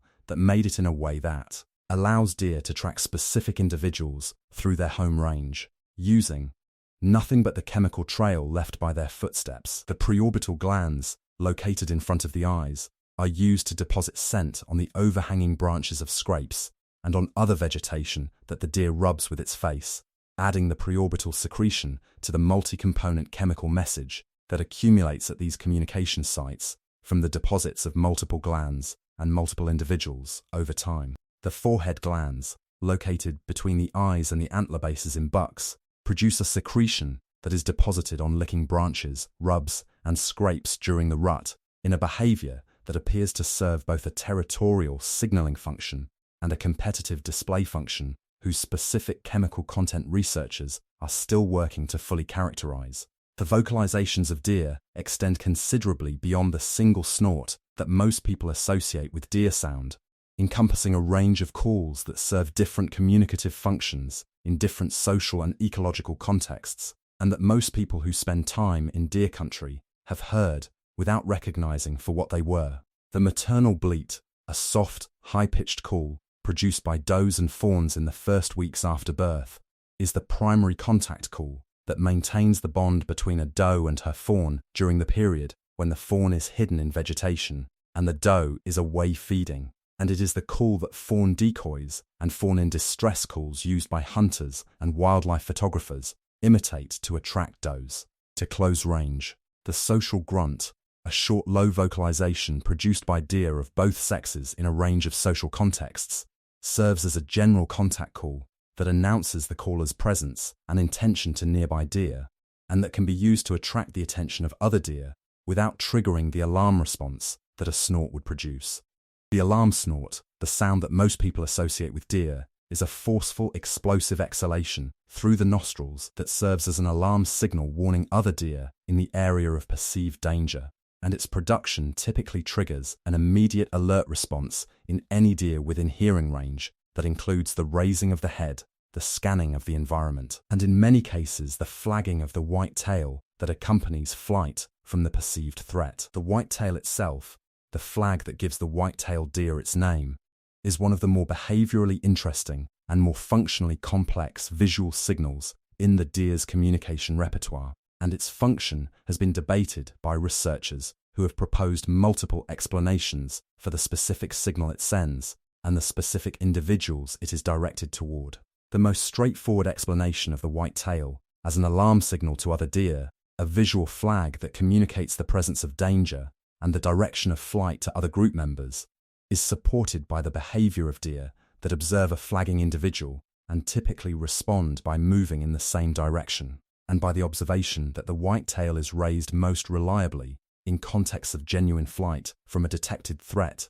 rather than in contexts of mild alertness or curiosity, where a visual alarm signal might seem unnecessary. A more nuanced explanation proposed by some researchers suggests that the white tail also serves as a signal directed at predators rather than at other deer, communicating to the predator that it has been detected and that the pursuit is therefore unlikely to be successful, a signal that benefits both the deer by potentially causing the predator to abandon the hunt before it begins, and the predator by saving it the energetic cost of a pursuit that is unlikely to succeed. The two explanations are not mutually exclusive, and the white tail may function simultaneously as an alarm signal to conspecifics and as a detection signal to predators, serving both communicative functions with the same behavioral display in the same moment. The body language repertoire of deer extends well beyond the flagging behavior of the white tail to encompass a range of postural and movement signals that communicate the deer's emotional state, its level of alertness, its social intentions, and its assessment of the situation it is currently navigating to other deer in visual range. The foot stomp, in which a deer raises and slams one front foot against the ground in a forceful impact that is both audible and visually conspicuous, is a signal of uncertainty and mild alarm that is typically produced when a deer has detected something ambiguous in its environment and is attempting to provoke a response that will allow it to determine whether the ambiguous stimulus is a genuine threat. The head bob, in which a deer rapidly raises and lowers its head while watching a potential threat, appears to serve a similar function of provoking movement from a stationary target that the deer has detected but cannot definitively identify, using the change in visual angle that the head movement produces to generate motion parallax cues that help the deer determine the distance and the nature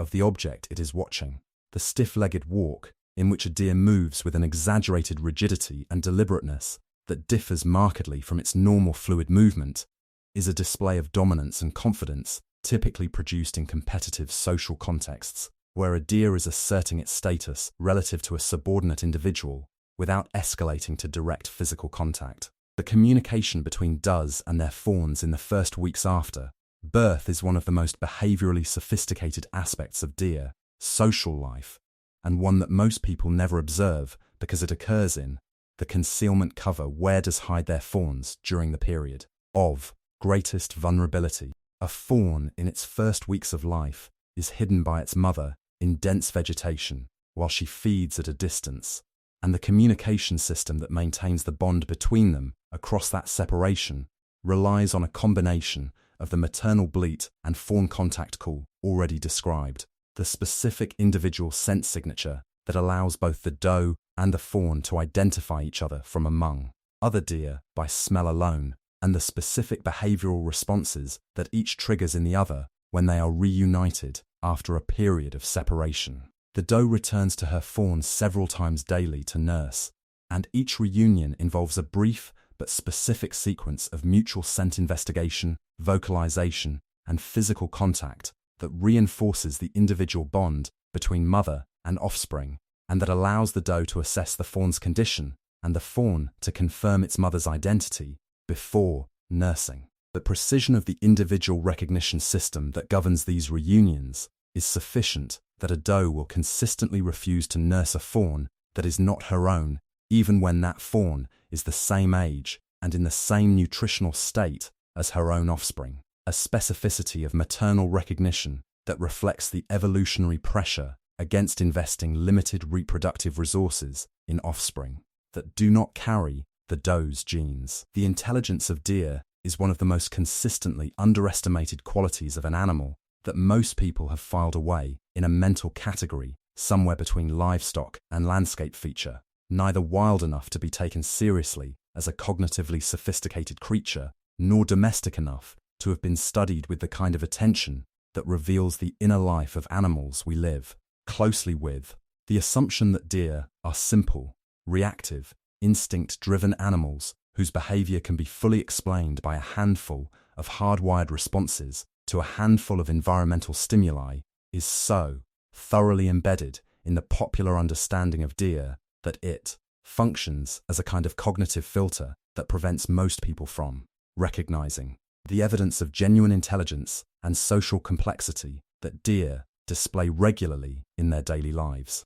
That evidence exists, accumulated across decades of field observation, captive deer research, and the kind of careful long-term study that reveals the individual variation and the learned behavioral flexibility that distinguish genuinely intelligent animals from the simpler creatures that intelligence is often contrasted with. And it consistently points toward a level of cognitive capability and social awareness in deer that the background animal characterization that opens this video does not begin to capture. The problem-solving capability of deer has been documented in both captive and field settings in ways that reveal a genuine flexibility of behavior in response to novel problems that goes beyond the simple application of fixed behavioral patterns to familiar situations. Captive deer in research settings have demonstrated the ability to learn to operate novel mechanisms to obtain food rewards, to remember the solutions to problems they have not encountered for extended periods, and to adjust their strategies when previously successful approaches stop working in ways that indicate genuine behavioral flexibility rather than the simple trial and error learning that even very simple animals are capable of. In field settings, the problem-solving behavior of deer is most visible in their responses to the novel challenges that human activity creates in their environments: the fences, the feeding stations, the garden barriers, and the other human constructions that deer regularly encounter and regularly find ways around, over, or through in ways that reflect a genuine assessment of the specific obstacle and a specific behavioral solution to it, rather than a fixed response pattern that happens to work. Deer that learn to access a specific food source through a specific gap in a fence,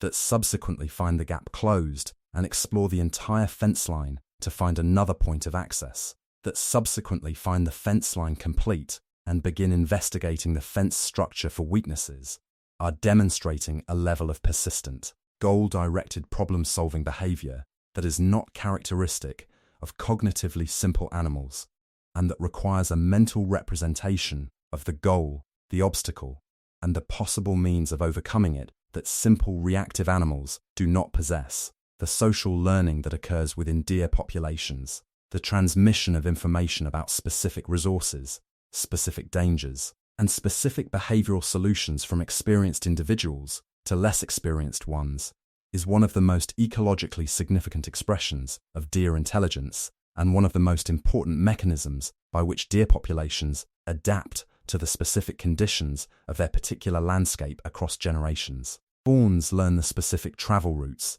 the specific feeding areas, the specific bedding locations, and the specific danger zones of their mother's home range through direct association with her during their first year of life. And this learned spatial knowledge is not simply a copy of the mother's home range, but is integrated with the fawn's own subsequent experience to produce an individual spatial knowledge base that is both socially transmitted and individually elaborated. The consequence of this social transmission of spatial knowledge is that deer populations develop a collective familiarity with their specific landscape that includes information about resources and dangers that may not be apparent from the physical characteristics of the landscape itself, information that exists only in the behavioral traditions of the local population and that can be lost when those experienced individuals are removed from the population faster than the knowledge can be transmitted to younger animals. The specific phenomenon of what hunters call educated deer,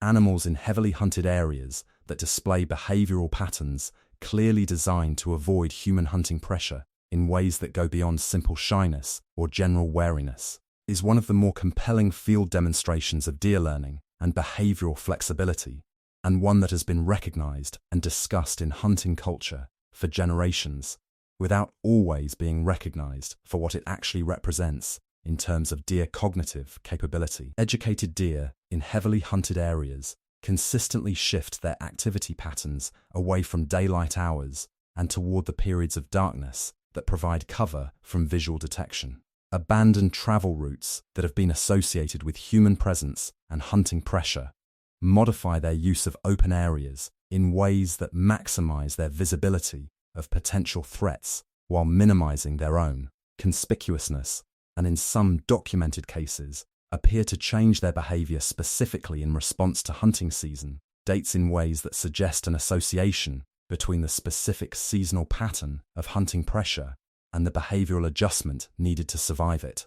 Whether deer have sufficient temporal cognitive capability to anticipate seasonal hunting pressure on the basis of calendar time, rather than simply responding to the immediate sensory cues that accompany active hunting activity, is a question that researchers have not definitively resolved, but the behavioral patterns that experienced hunters observe in heavily pressured deer populations are consistent with a level of learned behavioral flexibility that represents genuine cognitive sophistication by any reasonable standard. The individual recognition capability of deer, the ability to identify specific individuals by sight, sound, and smell, and to maintain distinct behavioral relationships with different recognized individuals, is one of the more important cognitive capabilities for social animals, and one that deer appear to possess in a more developed form than their reputation as solitary or minimally social animals would suggest. Deer, in areas where they have had extended exposure to specific individual humans, particularly in suburban and semi-rural areas, where deer-human interactions are frequent and consistent, regularly demonstrate differential behavioral responses to specific individual humans that indicate genuine individual recognition rather than a generalized response to the human stimulus category. Deer that are consistently encountered in a specific area by a specific individual who does not threaten them frequently habituate to that specific person at distances that they maintain from unfamiliar humans in the same location. A behavioral differentiation that requires recognizing the familiar individual as a specific entity distinct from the general category of human rather than simply habituating to humans in general. The reverse is also documented, with deer in areas where specific individuals have pursued, scared, or harassed them, maintaining elevated wariness specifically toward those individuals at distances and in contexts where they show much less wariness toward other humans. A behavioral differentiation that requires individual recognition and individual-specific memory of past interactions. The social structure of doe groups is considerably more organized and more relationship-based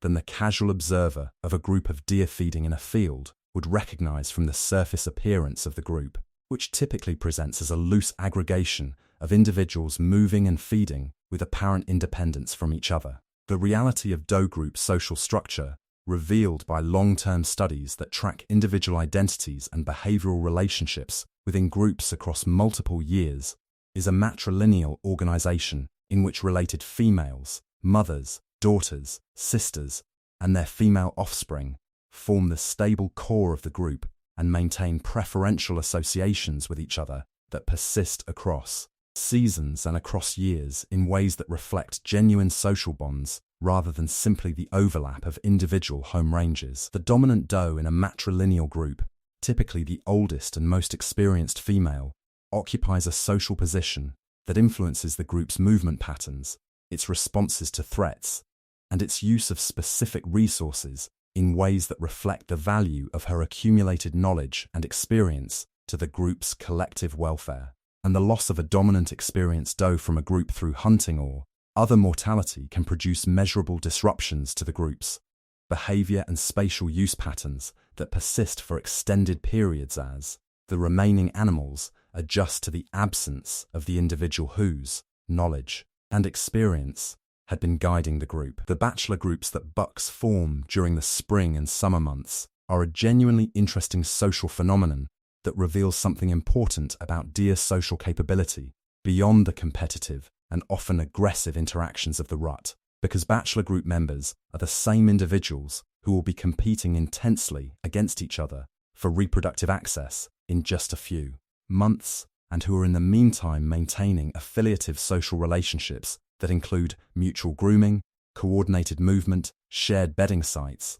and the kind of relaxed proximity that characterizes genuinely social animals with positive relationships, rather than simply animals that happen to occupy the same space. The social bonds that form within bachelor groups appear to influence the subsequent competitive dynamics of the rut in ways that have not been fully studied, but that experienced deer observers have noted in the consistent pattern of familiar bucks showing more ritualized and less escalated competitive interactions with each other than with unfamiliar rivals, a pattern consistent with a prediction that prior social familiarity reduces the need for the full competitive assessment sequence that unfamiliar rivals must conduct before determining whether to engage in costly combat. The behavioral responses of deer to the deaths of conspecifics, while less extensively studied and less conclusively characterized than the grief responses documented in elephants, wolves, and some other highly social mammals,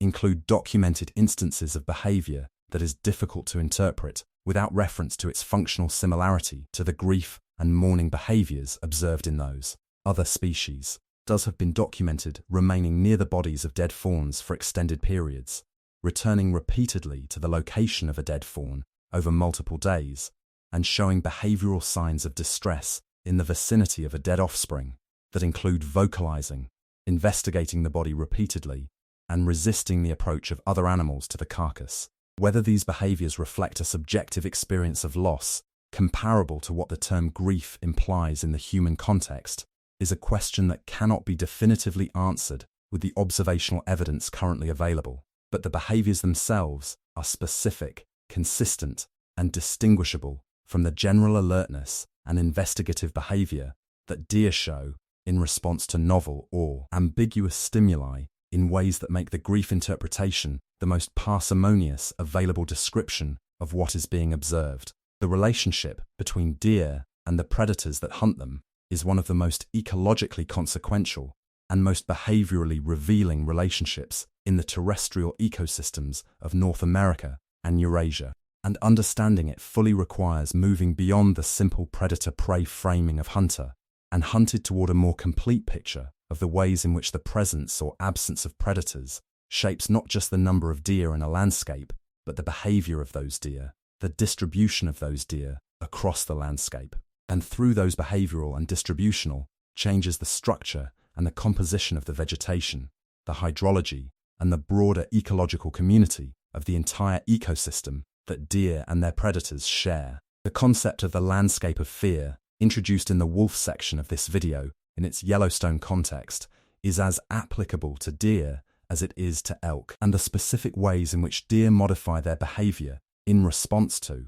predation risk reveal a level of spatial and social intelligence that most people have never had occasion to observe, because most of the landscapes most people move through have had their apex predators removed for long enough that the behavioral evidence of predator-prey dynamics has largely disappeared from the deer populations that remain. The natural predator community of white-tailed deer in North America has been dramatically simplified by human persecution of large predators over the past several centuries, but in its intact form included a range of species operating at different body sizes and using different hunting strategies that collectively exerted predation pressure on deer across the full range of the deer's age, structure, and across the full range of the habitats the deer occupied. Wolves were the primary predator of adult deer across most of the whitetail's historical range in the northern portions of its distribution, hunting cooperatively in packs that could bring down healthy adult deer as well as the calves, older animals, and injured individuals that make up the majority of successful wolf kills. Mountain lions were the primary large predator of deer in the western portions of the range and in the mountainous terrain of the east, hunting as solitary ambush predators whose stealth and explosive short-range speed allowed them to kill prey in ways fundamentally different from the coursing pursuit strategy of wolves. Bears, both black bears and grizzly bears in areas where both occurred, were significant predators of deer fawns during the weeks after birth, when fawns are hidden in vegetation and their primary defense is concealment and the absence of scent rather than speed and flight. Coyotes, bobcats, and in some areas lynx and eagles were significant predators of fawns and of weakened or very young deer throughout the range, and their predation pressure, while less dramatic than that of wolves and mountain lions, was ecologically significant in aggregate across the entire range of the white-tail. The behavioral response of deer to different predator species is not a uniform generalized wariness toward all potential threats, but a specific and differentiated set of responses, calibrated to the specific hunting strategies, the specific sensory capabilities, and the specific threat profiles of the different predators that deer have evolved alongside. The response to wolves reflects the wolf's coursing pursuit strategy and its reliance on cooperative hunting in open or semi-open terrain, with deer in wolf country showing a consistent preference for terrain that provides early detection of approaching wolves and rapid access to escape cover, avoiding the open valley bottoms and river corridors where wolf hunting success is highest, and concentrating their activity in the broken terrain and forest edge habitats where their own agility advantage over the wolf is greatest. The response to mountain lions reflects the lion's ambush strategy and its preference for attacking from above or from dense cover at close range, with deer in lion country showing elevated wariness in the specific habitat types where lion ambush risk is highest, particularly rocky terrain with overhead cover and dense brush that limits the deer's ability to detect a lion's approach before the lion is within striking range. The response to bears reflects the bear's predation on fawns specifically, with does showing specific denning and fawn hiding behavior calibrated to reduce the probability that a searching bear will find the concealed fawn during the most vulnerable period of its life. The landscape of fear concept captures the ecological significance of these behavioral responses by pointing out that the predator does not need to be physically present in a location for its effect on prey behavior to be felt there. The risk of predation, assessed by the prey animal from a combination of habitat characteristics, wind direction, sensory information about recent predator presence, and the behavioral cues of other prey animals in the area, is sufficient to generate avoidance behavior in prey animals that modifies their distribution across the landscape and their use of specific habitat types in ways that have measurable consequences for the vegetation and the ecological dynamics of the avoided areas. In Yellowstone, the landscape of fear effect of wolf reintroduction on elk produced the vegetation recovery and river channel changes described in the wolf section through exactly this mechanism, with elk avoiding the high-risk valley bottom habitats, not because wolves were always present there, but because the risk of wolf predation in those habitats was high enough that the elk's assessment of the cost-benefit ratio of feeding there shifted dramatically in favor of the safer but less productive upland habitats when wolves were present. The same mechanism operates in deer populations wherever apex predators are present, and its absence in the landscapes from which wolves and mountain lions have been eliminated is one of the primary ecological consequences of large predator removal that most people have never been told about. The role of white-tailed deer as the primary host of the adult stage, black-legged tick, and the consequent relationship between deer density and Lyme disease risk is one of the public health dimensions of deer overabundance that has received the most attention in recent years as Lyme disease has expanded from a regional health concern in the northeastern United States to a national public health issue affecting hundreds of thousands of people annually across a geographic range that continues to expand northward and westward as the combination of deer overabundance and climate warming extends the range of the black-legged tick into areas where it was previously absent or uncommon. The specific mechanism of the relationship between deer and Lyme disease risk is not that deer themselves carry or transmit Borrelia burgdorferi, the bacterium that causes Lyme disease, but that deer serve as the primary reproductive host for the adult stage black-legged tick, providing the blood meal that adult female ticks need to produce eggs, and thereby sustaining the tick population at levels that maintain high rates of transmission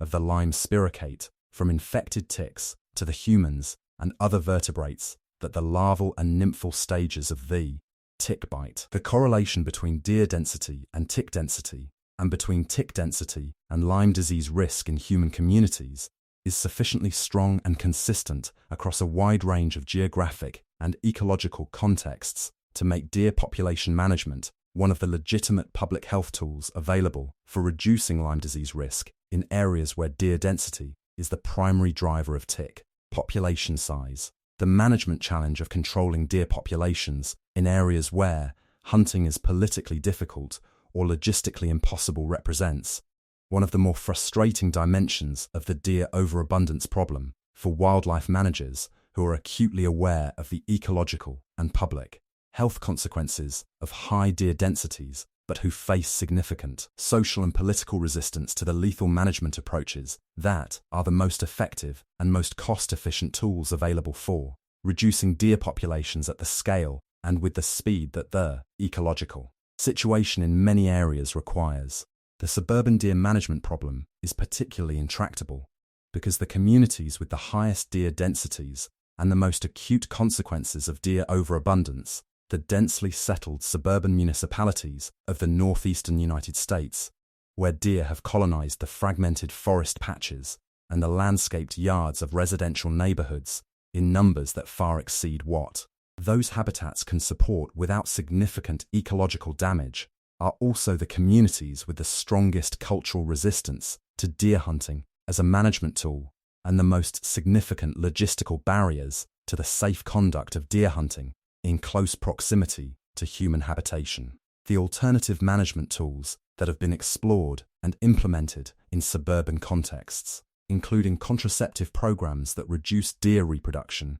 sharpshooting programs conducted by professional wildlife managers outside of public hunting seasons, and the use of immunocontraception delivered through bait stations, have all shown some effectiveness in specific contexts, but none has demonstrated the combination of cost-effectiveness, logistical scalability, and ecological impact that would make it a genuine alternative to hunting as the primary tool for deer population management at the landscape scale, where the consequences of deer overabundance are most acute. Of all the threats currently facing white-tailed deer and the broader cervid family in North America, none is more scientifically alarming, more ecologically consequential, or more resistant to the management interventions that wildlife agencies have brought to bear on it than chronic wasting disease, a progressive and invariably fatal neurological illness caused by a misfolded protein called a prion that has been spreading through North American deer, elk, and moose populations since its first identification in captive mule deer at a Colorado research facility in 1967, and that has in the decades since expanded its geographic range, its host species breadth, and its population-level prevalence in affected areas to a degree that has led some of the most respected wildlife disease researchers in North America to describe it as the most serious wildlife disease crisis currently unfolding on the continent. Understanding chronic wasting disease requires understanding what a prion is and why prion diseases are so fundamentally different from the bacterial and viral diseases that wildlife managers have more experience managing. Because the specific properties of prions that make them such effective and such persistent disease agents are also the properties that make chronic wasting disease so extraordinarily difficult to contain, so impossible to eradicate from contaminated environments, and so alarming in its potential consequences if its current trajectory of geographic spread and increasing prevalence continues, unchecked across the range of its susceptible cervid hosts. A prion is not a virus, not a bacterium, not a fungus, and not any other category of conventional infectious agent that most people have encountered in the context of infectious disease. It is a protein, specifically an abnormally folded version of a protein called the cellular prion protein, that is normally present in the cells of mammals and that performs important functions in normal cellular biology in its correctly folded form. The disease-causing prion is a version of this same protein that has folded into an abnormal three-dimensional configuration, and its pathological mechanism is the ability to convert normally folded copies of the same protein into the abnormal configuration upon contact, producing a self-propagating cascade of protein misfolding that spreads through the nervous tissue of the infected animal in a slow progressive process that eventually destroys enough neurological tissue to produce the characteristic clinical signs of the disease, and that ends, inevitably, in the death of the infected animal. There is no immune response that can clear a prion infection, because prions are composed of the animal's own protein rather than of foreign biological material that the immune system is designed to recognize and respond to. There is no antibiotic, no antiviral, no drug of any kind that has been shown to halt or reverse the progression of prion disease in an infected animal. And there is no known process that occurs naturally in the environment that reliably degrades and inactivates prions deposited in soil, vegetation, and water, which is why prions persist in contaminated environments for years to decades after the infected animals that deposited them have died and decomposed. The specific prion disease that causes chronic wasting disease belongs to the same category of transmissible spongiform encephalopathies that includes scrapie in sheep, bovine spongiform encephalopathy, or mad cow disease in cattle, and Creutzfeldt-Jakob disease in humans, a family of prion diseases that share the same basic mechanism of self-propagating protein misfolding and the same invariable fatality, but that differ in their specific host species, their specific transmission routes, and their specific clinical presentations. Chronic wasting disease is distinguished from the other members of this family by its specific transmissibility characteristics, particularly its ability to be shed from infected animals in multiple body fluids and tissues, including saliva, urine, feces, and blood well before the infected animal shows any clinical signs of the disease, and to be transmitted to susceptible animals through direct contact with infected animals or their body fluids, and through indirect contact with the contaminated environments where infected animals have lived and deposited infectious prions in their excretions. The combination of pre-symptomatic shedding and environmental persistence produces a transmission dynamic that is extraordinarily difficult to interrupt through conventional disease management approaches, because infected animals are spreading the disease for months to years before their infection is detectable through behavioral or physical examination, and because the environmental reservoir of infectious prions in areas where chronic wasting disease is established continues to expose susceptible animals to infection long after the infected animals that created it have died and been removed. The clinical progression of chronic wasting disease in infected deer is slow and in its early stages almost impossible to distinguish from the normal variation in deer behavior and condition that characterizes healthy deer populations in the field, which is one of the reasons that the disease can spread through a deer population for years before its presence is detected and confirmed by wildlife health surveillance programs. The incubation period between exposure to infectious prions and the onset of detectable neurological symptoms is typically 1 to 2 years in white-tailed deer, during which the infected animal continues to shed infectious prions in its body fluids and feces while showing no outward signs of illness.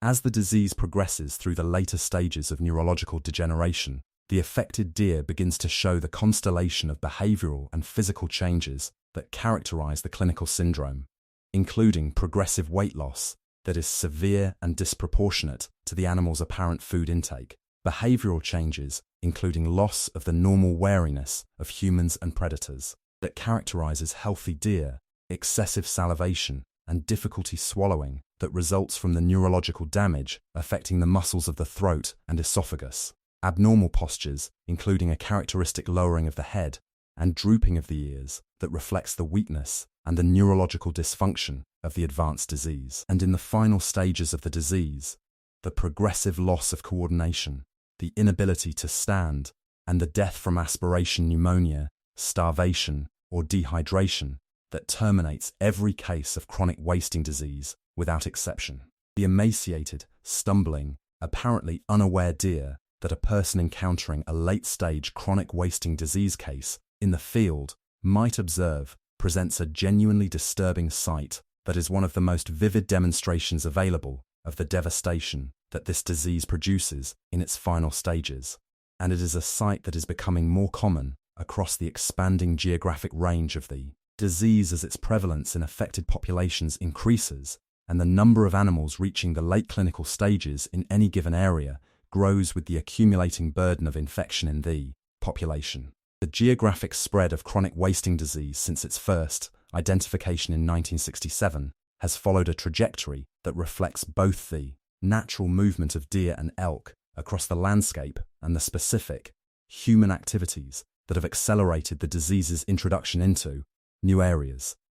beyond the range that natural deer movement alone would have produced. From its initial identification in Colorado, the disease spread gradually through the deer and elk populations of the Rocky Mountain region over the following decades, reaching Wyoming, Nebraska, South Dakota, and other adjacent states through natural deer movement before its detection in a captive deer facility in Wisconsin in 2001 marked its first confirmed presence east of the Mississippi River and the beginning of its spread through the dense white-tailed deer populations of the eastern United States that represent both the greatest concentration of susceptible hosts and the greatest ecological and management concern associated with the disease's continued expansion. The specific mechanism by which the disease reached Wisconsin from its Rocky Mountain origin has been debated, with the most widely accepted explanation pointing to the movement of infected captive deer between facilities in different states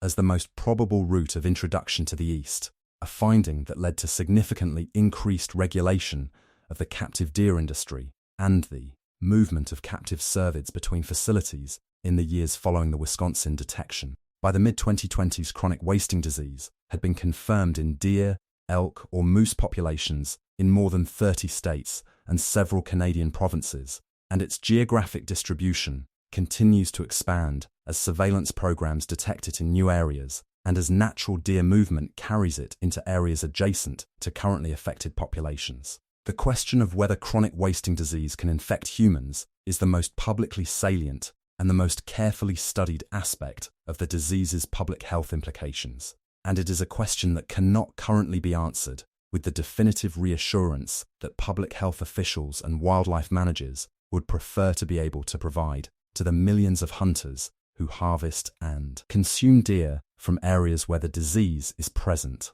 The available evidence on the human infectability of chronic wasting disease prions comes from several lines of investigation, including laboratory studies of prion transmission between different species using cell culture and animal model systems, epidemiological studies of human disease incidence in populations with high rates of chronic wasting disease, exposed venison consumption, and studies of the specific molecular compatibility between chronic wasting disease prions and the human cellular prion protein that determines the efficiency of cross-species prion transmission. The laboratory evidence from studies using non-human primate models, whose prion protein sequences are more similar to the human sequence than the rodent models more commonly used in prion research, has produced results that are more concerning than the earlier rodent-based studies, with some non-human primate studies demonstrating transmission of chronic wasting disease prions under experimental conditions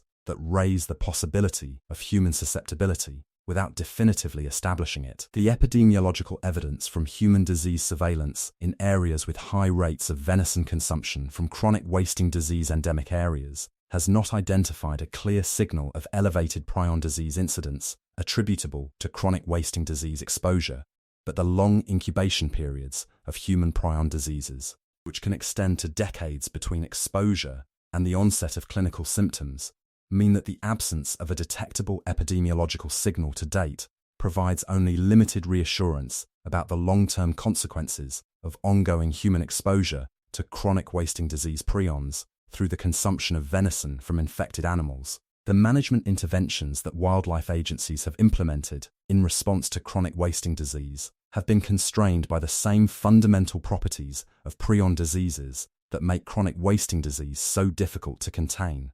particularly the environmental persistence of infectious prions and the absence of any effective treatment or vaccine that could be used to protect susceptible animals from infection. The primary management tools that have been applied include enhanced surveillance programs to detect and map the distribution of the disease, targeted culling of deer populations in areas of newly detected infection to reduce deer density, and thereby reduce the transmission rates that population density drives, restrictions on the movement of deer carcasses and parts from chronic wasting disease endemic areas to prevent the transport of infectious material to areas where the disease has not yet been detected, and regulations on baiting and supplemental feeding of deer that concentrate animals in ways that facilitate the direct and indirect transmission routes through which the disease spreads most efficiently. The effectiveness of these interventions in slowing or stopping the spread of chronic wasting disease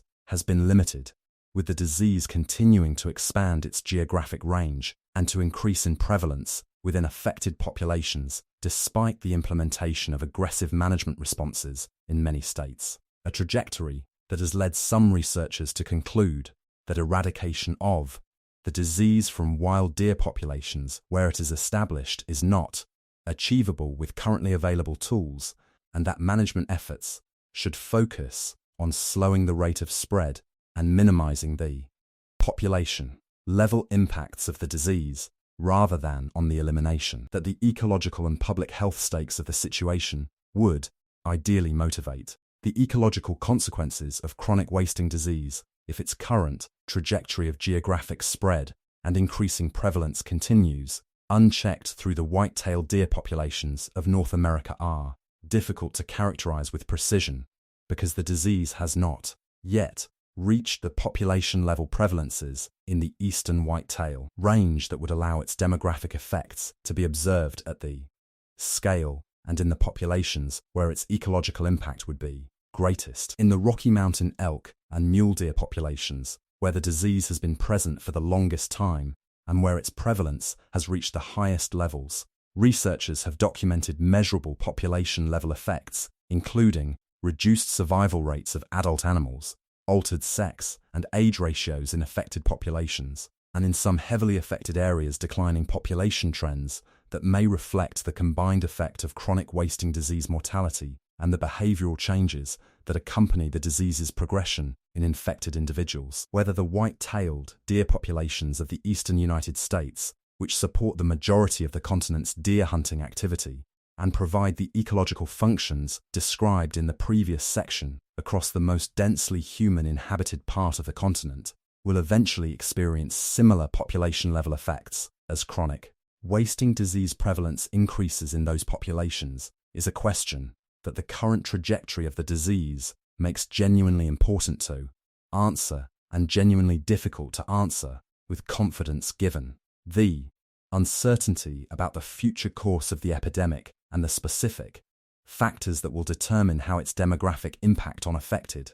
populations evolves over time. The relationship between human beings and deer is one of the oldest and one of the most extensively documented relationships between our species and any wild animal, stretching back across the full span of human prehistory in the northern hemisphere to a time when deer were not simply one wildlife species among many, but were among the most important animals in the subsistence economy. The spiritual life and the symbolic vocabulary of virtually every human culture that inhabited the landscapes where deer were abundant. The deer appears in the oldest human art with a frequency and a specificity that reflects the depth of that relationship and the attention that human hunters and human communities devoted to observing, understanding, and representing an animal that was central to their survival, their ritual life, and their understanding of the natural world. Cave paintings from sites across Europe, including Lascaux in France and Altamira in Spain,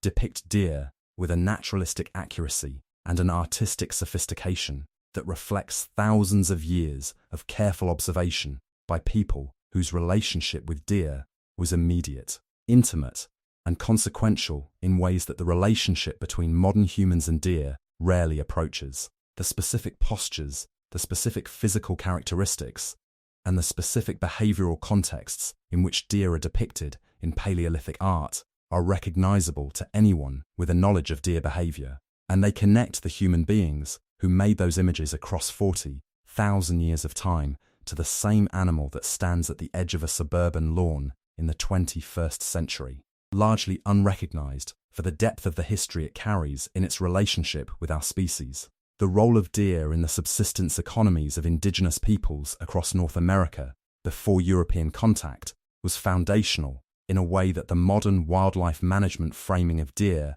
as a game species managed for recreational hunting does not begin to capture. For the nations of the eastern woodlands, the Great Plains, the boreal forest, and the Pacific Northwest coast, deer were not simply a source of meat, but a comprehensive biological resource whose different parts provided food, clothing, shelter, tools, and ceremonial materials in a pattern of complete utilization that reflects both the economic necessity of extracting maximum value from a large animal in a subsistence economy and a cultural relationship with the hunted animal that was governed by specific protocols of respect, gratitude, and reciprocity that most of the hunting traditions of those cultures maintained with great consistency across generations. The specific uses of deer in different indigenous traditions extended across every part of the animal from the meat and organs consumed immediately or preserved for later use, to the hide tanned for clothing, moccasins, tipi covers, and bags, to the sinew used for bowstrings and thread, to the bones fashioned into tools, needles, and gaming pieces, to the antlers used for tools, ceremonial objects, and trade goods, to the hooves boiled for glue and rattles, to the brain used in the tanning process for the hide itself. The white-tailed deer was, for the peoples of the eastern woodlands in particular, the single most important terrestrial animal resource available to them, and the cultural, spiritual, and economic significance of the deer in those traditions was commensurate with that importance. The specific spiritual and ceremonial significance of deer in Native American traditions varies enormously between the hundreds of distinct nations that inhabited North America before European contact, and any generalization across those traditions risks obscuring the genuine diversity of the relationships with deer that different peoples developed in response to the specific ecological conditions, the specific cultural histories, and the specific spiritual frameworks of their particular traditions. What can be said across many of these traditions, while acknowledging that specific traditions differ in important ways, is that deer were generally regarded not as resources to be exploited, but as relatives, as beings with their own spiritual significance and their own agency in the relationship with human hunters, and that the protocols governing the hunting of deer in most of these traditions reflected a model of reciprocal relationship between hunters and hunted that required specific behaviors of respect, gratitude, and restraint from human hunters in exchange for the deer's willingness to give itself to be taken. The specific ceremonial practices associated with deer hunting and deer use in different traditions, the prayers offered before and after a kill, the specific parts of the animal reserved for ceremonial use, the prohibitions on wasting any part of the animal, and the stories and songs that maintained the cultural memory of the relationship between the people and the deer, all reflected a fundamentally different relationship between humans and deer than the one that European settlers brought to the same landscapes and that eventually produced the market hunting crisis described in the previous section. The specific cultural and spiritual traditions of the Cherokee, the Ojibwe, the Lakota,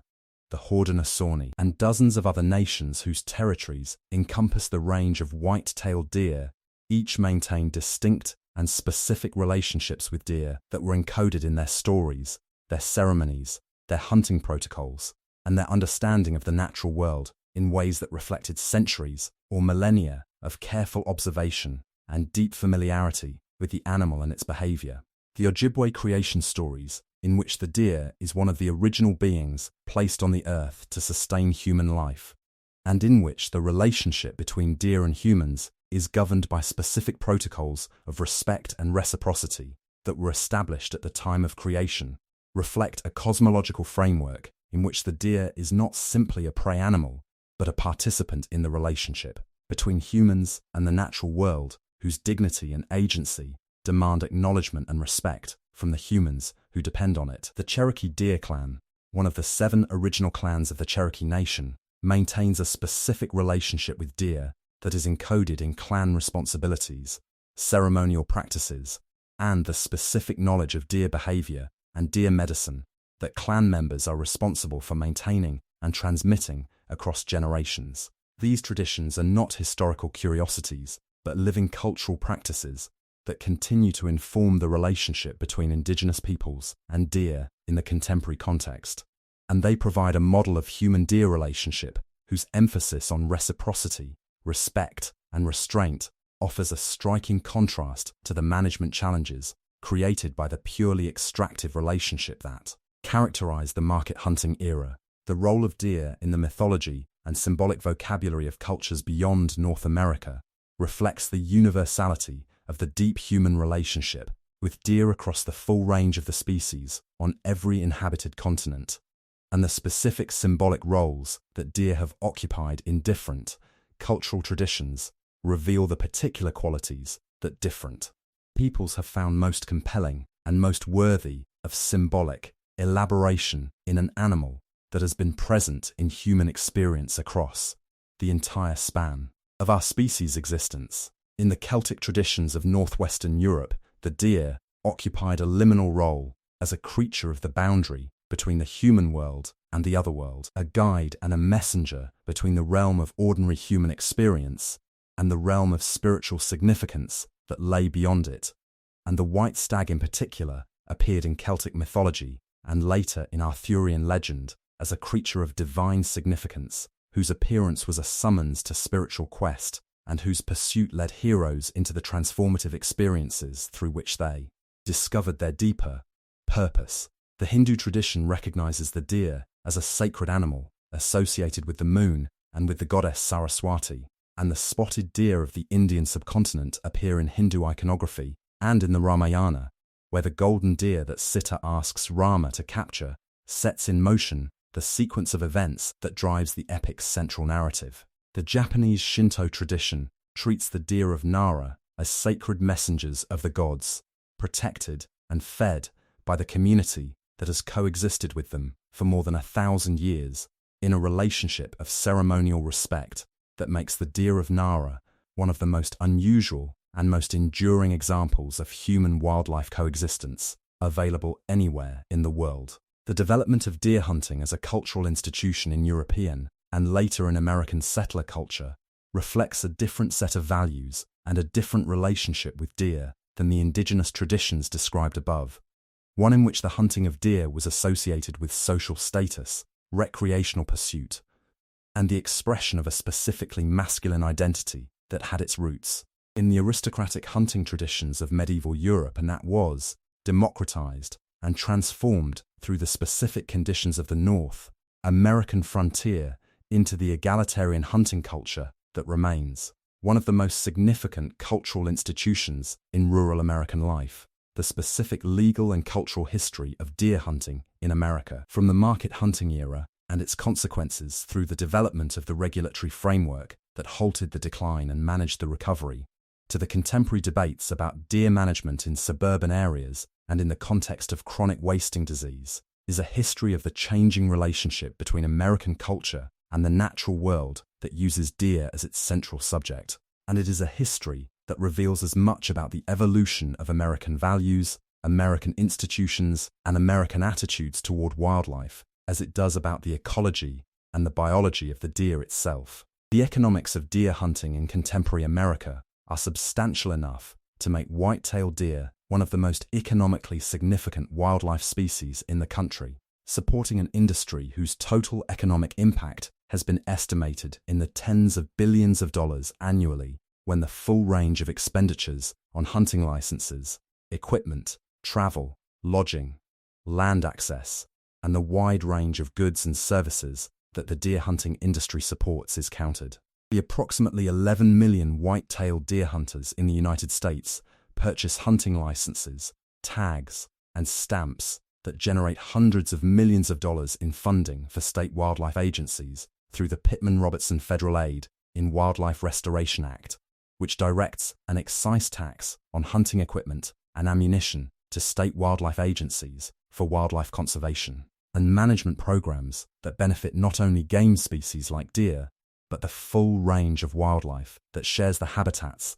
those programs protect and manage. The funding relationship between deer hunting and wildlife conservation in America is one of the more consequential institutional arrangements in the history of conservation finance, making deer hunters the primary funders of the state wildlife agencies that manage deer and most other wildlife species across the country, and creating a stakeholder relationship between the hunting community and wildlife management institutions that has been both productive in terms of conservation outcomes and complicated in terms of the influence of hunting interests on wildlife management priorities and decisions. The deer-vehicle collision dimension of the human-deer relationship has already been addressed in the ecosystem section, but its human cost deserves specific acknowledgement in this section's accounting of the full range of consequences that the white-tailed deer's extraordinary population recovery has produced for the human communities that share the landscape with it. The approximately 200 human fatalities that result from deer-vehicle collisions annually in the United States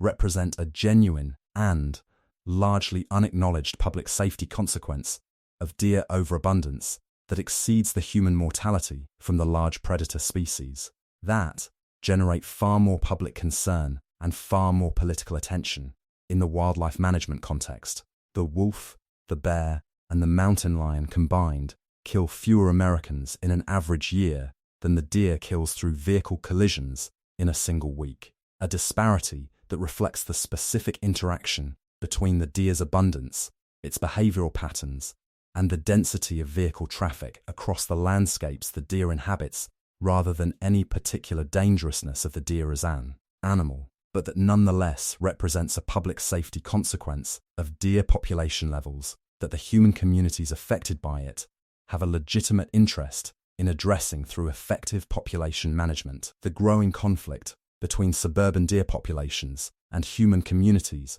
across the northeastern United States and in similar suburban landscapes in other parts of the country represents one of the more intractable wildlife management challenges of the contemporary period, combining the ecological consequences of deer overabundance that have been described throughout this video with the social and political dynamics of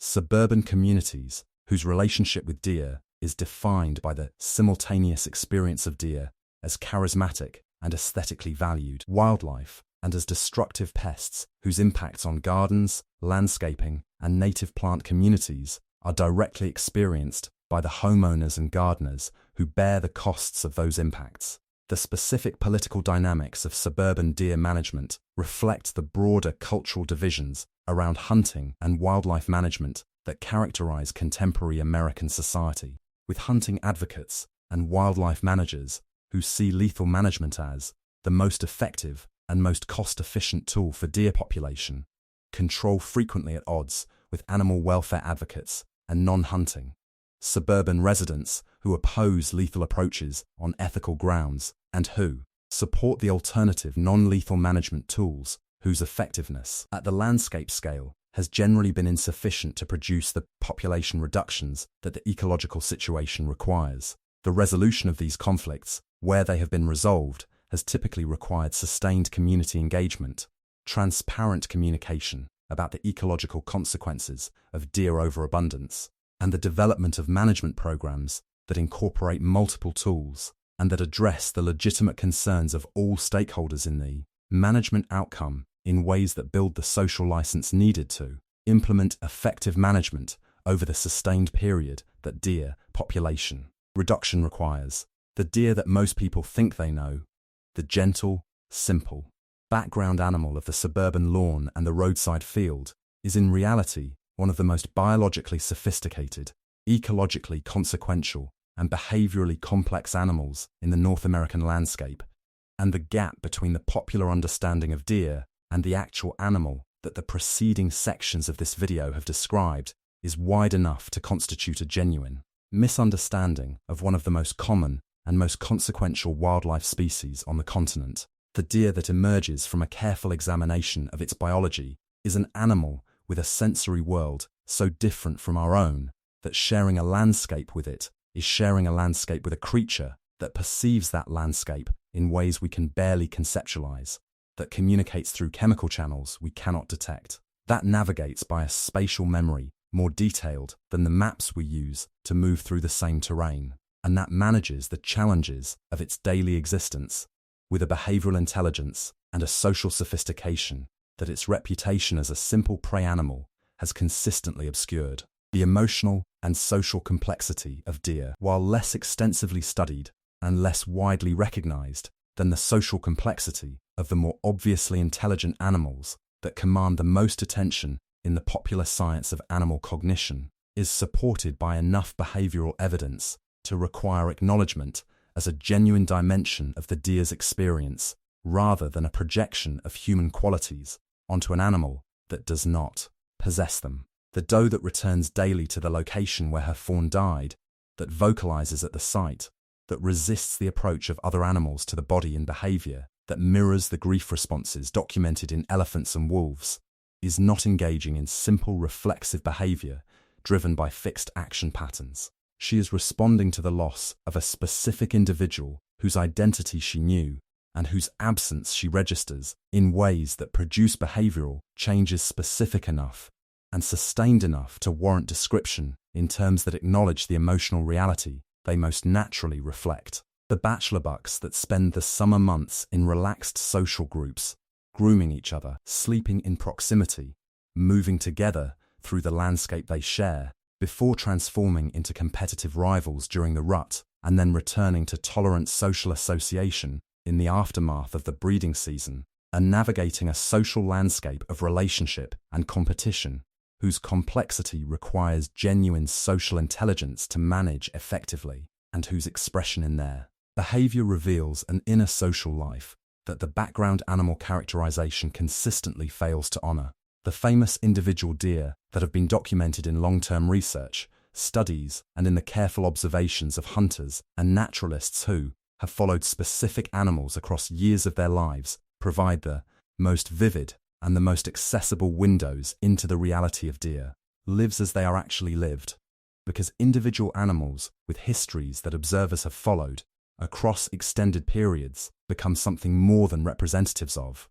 their species and something closer to the kind of individual whose specific life history illuminates general truths about the animal in ways that population-level data cannot. The specific does in long-term research studies whose home ranges, social relationships, reproductive histories, and individual behavioral idiosyncrasies have been tracked across years of observation reveal the individual variation in deer personality and behavioral style that population-level research averages away, showing animals with distinct tendencies in their responses to novel situations, distinct styles of interaction with other deer in their social groups, and distinct approaches to the recurring challenges of predator avoidance, resource competition, and offspring care that characterize the daily and seasonal life of a white-tailed doe. The specific bucks whose antler development, territorial behavior, and competitive careers have been tracked across multiple years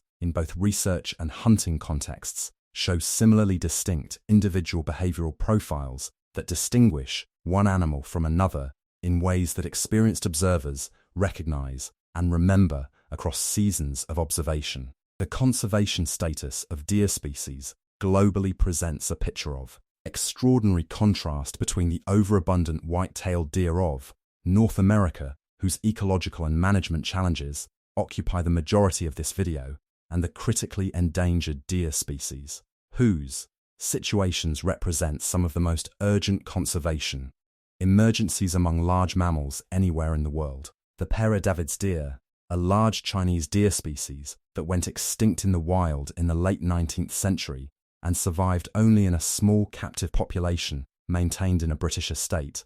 has been successfully reintroduced to nature reserves in China through a captive breeding and reintroduction program that represents one of the more remarkable conservation recovery stories of the 20th century, restoring a species from the complete loss of its wild population to a small but growing reintroduced wild presence in its native range. The Visayan spotted deer of the Philippines, the Calamian deer of Palawan, the Bowean deer of a single Indonesian island, and several other island endemic deer species are at critically endangered status due to the combination of hunting pressure and habitat destruction that has characterized the human use of the island ecosystems where they are endemic, and their conservation situations reflect the specific vulnerability of island endemic species whose small geographic range and limited dispersal options leave them with no refuge from the pressures that human land use brings to the specific islands they inhabit. The Kashmir stag or hangul,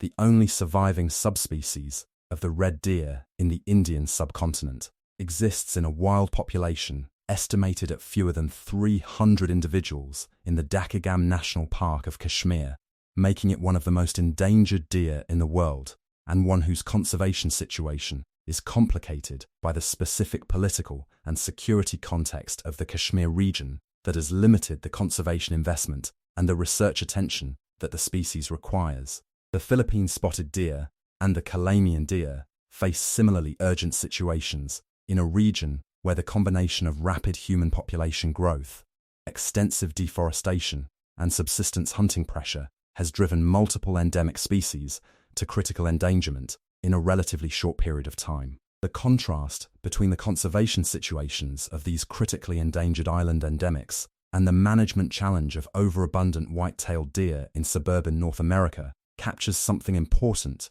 about the uneven distribution of conservation challenges in the contemporary world, where some species face the ecological consequences of human overabundance, while others face the straightforward existential threat of habitat loss and hunting pressure that has characterized wildlife decline throughout the period of intensive human modification of the natural world. The future of deer, in a world of expanding human land use, accelerating climate change, and the spreading threat of chronic wasting disease, is a future whose specific contours are difficult to predict with confidence, but whose broad outlines are visible in the trajectories that are already underway in the contemporary landscape. The white-tailed deer will almost certainly remain one of the most abundant large mammals in North America for the foreseeable future, sustained by its extraordinary behavioral flexibility, its ecological adaptability, and the management framework that has governed its population since the early 20th century.